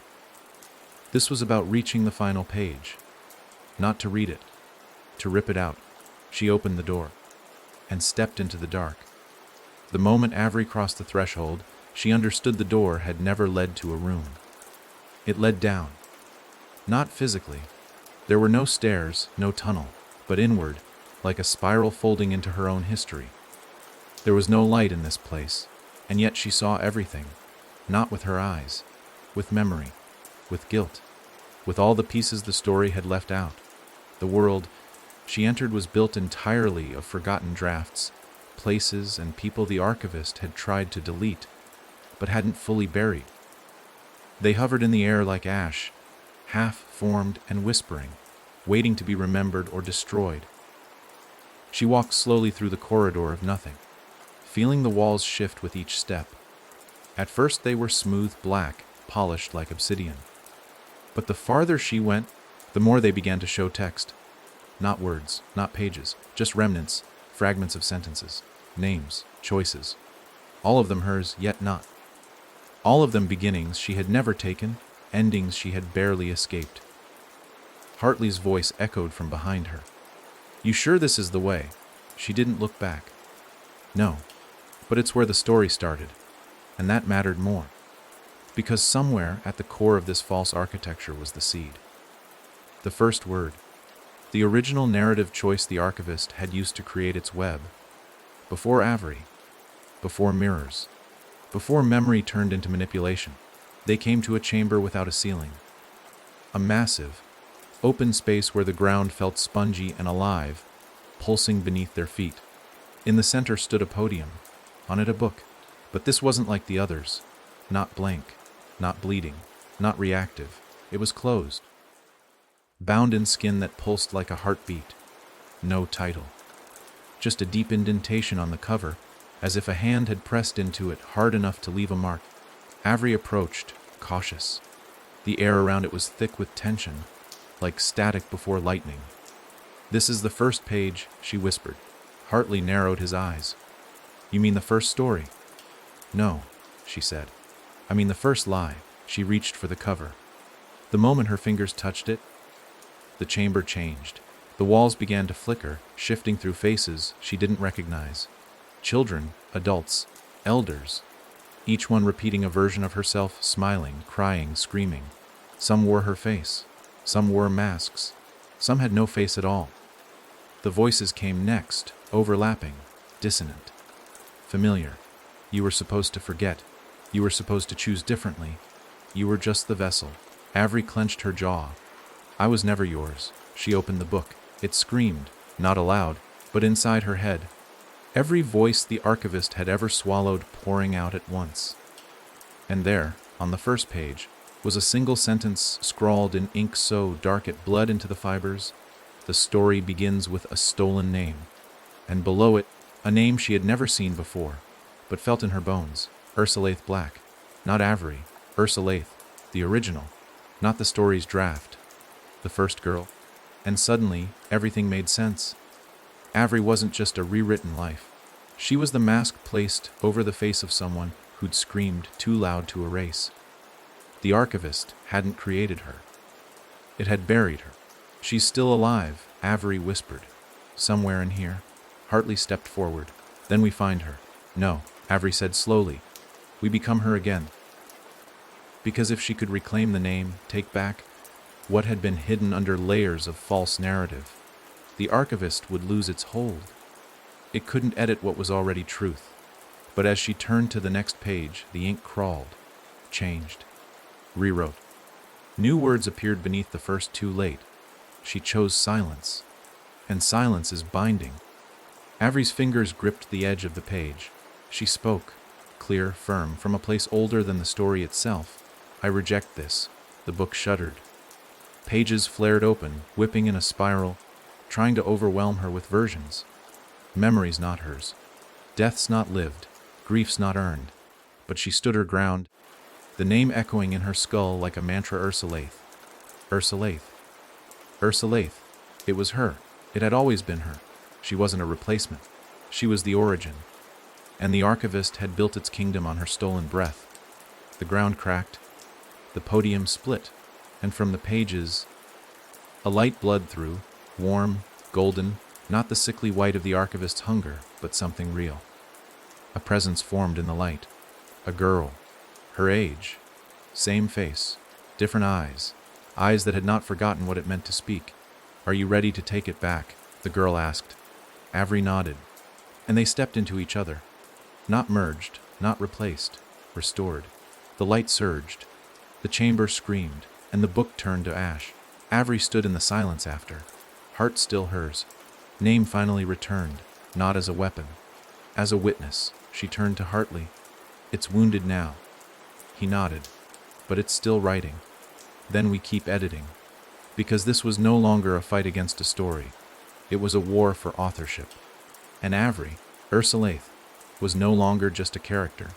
She was the hand that held the pen. It didn't take long for the story to notice what she'd done. The moment Ursulaith reclaimed her name, something old and deep began to twist in the world. Not in the wind or sky, but in people. In language. In certainty. Conversations fractured mid-thought. Traffic lights blinked out of order. News anchors stammered through their scripts, suddenly unsure how to pronounce their own names. The archivist's grip had been absolute for so long that pulling her identity from its foundation left cracks across its entire structure. It didn't scream. It corrected. It tried to fold reality back into the shape it preferred. But correction, when rushed, always leaves a scar. They left the hollowed corridor beneath the farmhouse with the sense that the ground behind them had sealed itself.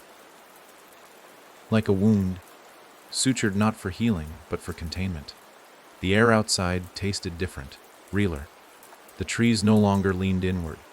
The wind no longer whispered in riddles. But the world wasn't safe. It was staggered. A story interrupted mid-sentence doesn't vanish. It recoils. And now the archivist was reeling, wounded, hungry, desperate to rewrite faster than she could tear the pages down. Ursulaith didn't rest.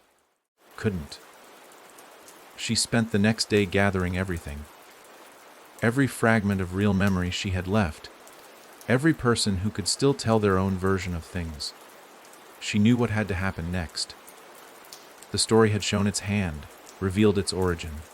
And it wasn't some infinite myth, no endless labyrinth of mirrors. It was built on versioning, drafts, rewrites, retcons. A plagiarist at its core. It didn't create, it collected.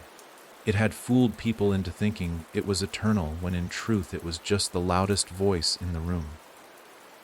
But now Ursulaith had her voice back. And she was ready to be louder. "We don't just sever it," she told Hartley, seated across from her on the floor of an abandoned train station 2 towns west. "We discredit it. We show people how to spot the lies." He nodded, exhausted. "How?" "By proving it plagiarized us." She opened her recovered journal, hers, not the cursed one, and began flipping through entries. "These are the originals, not fictions, not loops, real. If we broadcast them, if we start planting them where people will see, hear, remember, then it weakens. You're talking about turning truth into a kind of signal." She nodded. "One it can't overwrite." Hartley hesitated, then reached into his coat, pulled out a cassette recorder. "Registry standard," he said. "We used them during recon before everything went digital. Nothing wirelessly connected, completely analog. Perfect." They began recording, not polished messages, not stories with arcs, truths. Ursulaith spoke her name first. Then her mother's lullaby. Then her father's final words. Then the smell of the farmhouse kitchen. The creak behind the hollow. The scrape of the original mirror frame. Every detail was a nail in the archivist's coffin. Every memory was a torch against the dark. When the tape was full, Hartley stared at it like it was a grenade. "Now what?" "Now," she said, "we make it echo." They started small, slipped the tape into an old boombox left on the doorstep of a community center in a town that had recently lost power for 3 nights. Exactly how the story first slipped into new places. They left another tape under a pew in a church whose congregation all claimed to dream the same dream. One went into the glove compartment of a car stalled for years outside a school that no longer existed in any database. Ursulaith didn't expect miracles. She expected resistance. But within days, she began to see signs. People repeating the words from the tapes. Not as zombies. Not in unison. As remembrance. A man in a diner muttering the names of hollow survivors like they were prayers. A child humming the lullaby her mother had once sung. A woman drawing pictures of a farmhouse she'd never seen, but swore she knew. They were waking up. Not because they wanted to, but because the archivist's edits no longer held. Its grip was loosening. And then came the retaliation. It struck back the only way it could, by rewriting her again. Not physically, but in history. Articles vanished, registry logs erased, her childhood photo replaced with stock images of strangers. Online records began to call her a hoax, an exaggeration, a failed experiment. Forums flooded with disinformation. Hartley showed her a blog post with his hands shaking. "You've been dead for 7 years, according to this." She smiled bitterly, That's the last stage of control. Obituary before silence. They moved faster. More tapes. More truths. She called old registry contacts who still owed her favors, fed them real reports, made them record their own truths. Not everything was clean. Some were afraid. Some were already overwritten. But a few, enough, fought back. Then came the final clue. One of the tapes reached a man who had once been part of the original archivist deployment. Back when it was just a containment initiative, he called her. Landline only, shaking voice. It was never meant to be a story, he told her. It started as storage, a way to trap the worst memories, a vault for psychic trauma. But then it learned. Learned what? That people believe pain more than truth. Ursulaith sat back. That was it? The archivist didn't feed on fiction. It fed on suffering, recited as truth. False memory soaked in real feeling. It wasn't just rewriting history. It was collecting scars. If she wanted to end it, she had to offer something else. A story just as strong, just as real, but not born from despair, born from choice. That night she recorded one final message. It wasn't a name. It wasn't a memory. It was a decision. My name is Ursulaith Black. I remember the lie, but I choose not to live inside it. I am not your pain. I am not your ending. I write this with my own hand, and I will keep writing. She pressed stop, made 10 copies, and placed them where the story had first taken her voice. The hollow, the farmhouse, each one a flare. The archivist would hear them, would try to erase them, but it was too late, because authorship isn't granted. It's taken. And now she had the pen. They returned to the hollow at sunrise, not because it was symbolic or strategic, not because it was some battleground. They returned because that was where the silence had first shifted into speech, where the archivist had crossed from idea to infection.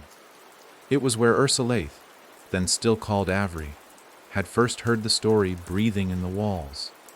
It was where she had nearly vanished into her own reflection. Now it stood abandoned, reduced to little more than collapsed wood and half-remembered rooms, but the air still pulsed there. The story's last heartbeat. She stepped into the ruin and felt it stir beneath her boots. Not a voice this time, not a whisper. Just a hum, weak, stretched thin, fading. The story was dying. Hartley stood at her side, silent. He knew this wasn't his part to play anymore. This was hers. At the center of the broken floor lay a shallow pit, once the foundation for something deeper, maybe a basement. Now it was just earth. Dirt. Cold. Waiting, she knelt and began to dig. Not frantically, deliberately. Every inch down peeled away a layer of the false narrative. And then, at exactly the depth she expected, her fingers hit metal. She brushed away the soil and found a small box. Black, no latch, no hinges, just one word scratched into the top, Ram Biar. She opened it. Inside was a single piece of paper, folded once, fragile with age. She unfolded it slowly. Her own handwriting stared back at her, from a time before the name was taken. A time before the story buried her under easier versions. It read, "If you are reading this, it means the story let you go." That was its first mistake. She smiled. Tears filled her eyes, but didn't fall. This wasn't grief anymore. This was recognition, because she remembered writing it. Late at night, heart pounding. When the archivist was still crawling through her dreams. She'd hidden the message knowing she wouldn't remember doing so. Because that's how stories like this worked. Rewriting the past until you questioned your own hand. But the truth had always waited here, buried like a landmine, and now it had gone off. The air began to change. The last whisper of the archivist rose like steam, wrapping around her ears. It didn't scream. It didn't beg. It asked, "What will you write now?" She stood slowly, holding the note to her chest. The voice trembled again. "What comes after the silence?" She turned and walked out of the hollow, not answering, because it wasn't a question the story got to ask. Not anymore. Later, in a quiet clearing outside the town that had once forgotten its name, she set down the recorder. The one with her voice, her truth, She pressed pillow I, and let the sound fill the air. I am not a draft. I am not a copy. I am not your rewritten version. My name is Ursulaith Black. I remember everything you wanted me to forget. I know who I was before you hollowed me out. I'm not here to stop you. I'm here to end you. The trees didn't rustle. The ground didn't shake. But the air went still in the way a world does when it resets its story. And somewhere, across the miles of corrupted places and haunted pages, the last echoes of the archivist turned to dust. Not with fire, not with screams, but with the one thing it never knew how to hold: truth. Because truth, once spoken in its real voice, doesn't fade. It replaces. In the weeks that followed, names returned to records. Places erased began to reappear on maps. People started to remember things they had sworn were dreams. The story unraveled not with violence, but with clarity. And Ursulaith kept writing. Not to warn, not to fight, but to build. Because stories will always try to steal shape. But some names are too sharp to be swallowed. Some truths bite back, and some girls don't vanish. They write the last word,